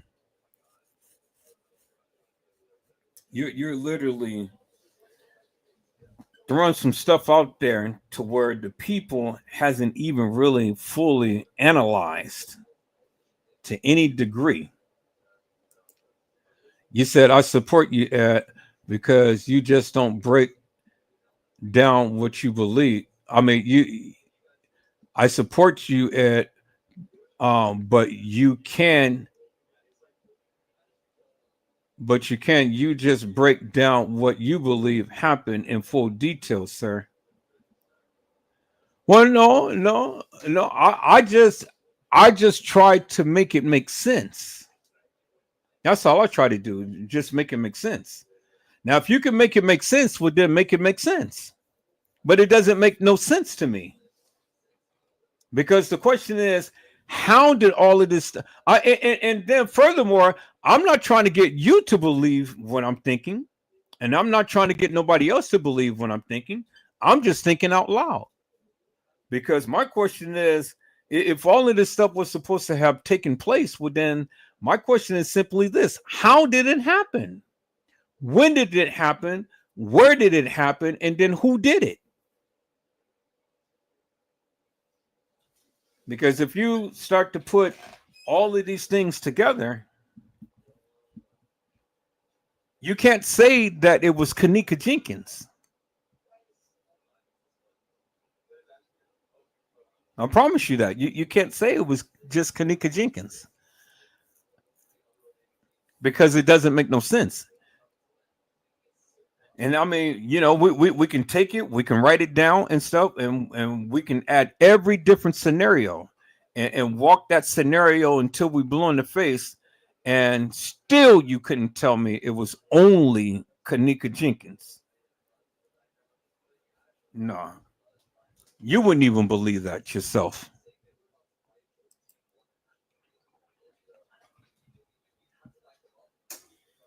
But I'm like, so with Eugenia Walker, I've never seen a body. I never seen a picture of her in the casket. Never known of any autopsy. Don't know the results of the autopsy. I'm sure that if she was in the crash and had died, then I'm sure her body had to be all mangled and ripped up and things of that nature. But did you ever see a picture of her? Did you ever see a picture of Eugenia Walker in a casket or at a morgue or at a hospital or anything? Did you ever see scratches up on her and stuff? Did you see anything? You didn't. And it's a reason why you didn't. It's a reason why you didn't. So it's a reason why you don't see a lot of stuff in this case. Because it's called cover up. That's what it's called. It's called cover up. But people, it is late. It is 11 o'clock. I got to get me some sleep. I would love to go ahead and finish this live and finish the live that I was doing, but this is going to be a part 2. Eastside, come back, my friend. Come back tomorrow. We're going to have to talk about this. We're going to do a part 2 to this, and I'm going to keep the video just as is, just where it is, and we're going to come back to it. We're going to listen to what Lenora had to say and what the ladies had to say and things and stuff, and let's analyze while we're talking about Kenneka. Let's analyze Eugenia Walker and see if we can figure out or find out any information upon her. Anything, any pictures, any autopsy reports. What was the results of it and things? But I guarantee you'll never find nothing upon Eugenia Walker. Nothing. And how I know? Because I looked myself. So people, that's it. That's all that I have. We're at the 3:39 mark, but it's 11 o'clock here. I got to get me some sleep. So I'll be back tomorrow, people. So if the Lord says the same, we're going to get into this. And Eastside, man, you tough. You are tough. I like your way of thinking. You tough. But But don't get it twisted. I'm not trying to persuade anybody to believe anything of what I'm saying. All I'm trying to do is just get you all to think for yourself and think openly and think honestly and think about what you're saying. Think about what you're saying because in the end, everybody in every scenario could not have involved Kenneka Jenkins. It couldn't. It's just totally impossible. Too much stuff going on for this girl to be involved in every conceivable, unexplainable scenario. You understand what I'm saying, my friend? It just couldn't happen. All of these things that was taking place there and stuff, it just could not involve Kenneka Jenkins, especially with the narrative that they gave. But we're going to talk about it. So, peoples, I hope I had said something to encourage your hearts upon today. Tune in again next time to Edward Joseph Let's Talk Live, Edward Joseph Kitchen, Edward Joseph Gospel Hour, Edward Joseph's Blessings Giveaway 2025 will come to you with something wonderful. I love you with the love of Christ, and there's absolutely nothing you can do about it. People, mask up and be safe. And again, peoples, if the Lord says the same, I will be back tomorrow. We're going to start off where we left off right here. And we're going to go a little further, and we're going to see what we can see with Eugenia Walker. Let's put her into the mix and see if we can fit her in anywhere in this narrative that they have gave about Kenneka Jenkins. Is that all right, peoples? And so you guys be blessed and get your rest. And if the Lord says the same, I will see you soon. And I greatly appreciate all of you, every last one of you, all of my moderators and all of the visitors and things, and all of the people who came to support this channel on tonight and stuff. And the fake TM, you're a sucker. Sue me. Sue me. But don't screw me. Is that all right, ma'am? You know, stop playing games and stop coming in here and trolling. Now, if you really want to be a part of this live and stuff and tell us what supposedly have happened to Kenneka, be my guest. You know, I'll roll out the red carpet for you. I'll let you have the platform, sit back and listen so you can explain to the world what you feel necessary to say to the people about your supposed daughter, Kenneka Jenkins, whom we come to learn to love, to honor, and to cherish.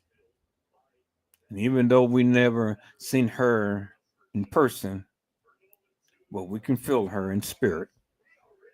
And as long as we live, she will always live on in our minds and in our hearts. Is that all right, TM? All right, Mel. All right, peoples. You guys be blessed. Get your rest, and I'll see you soon.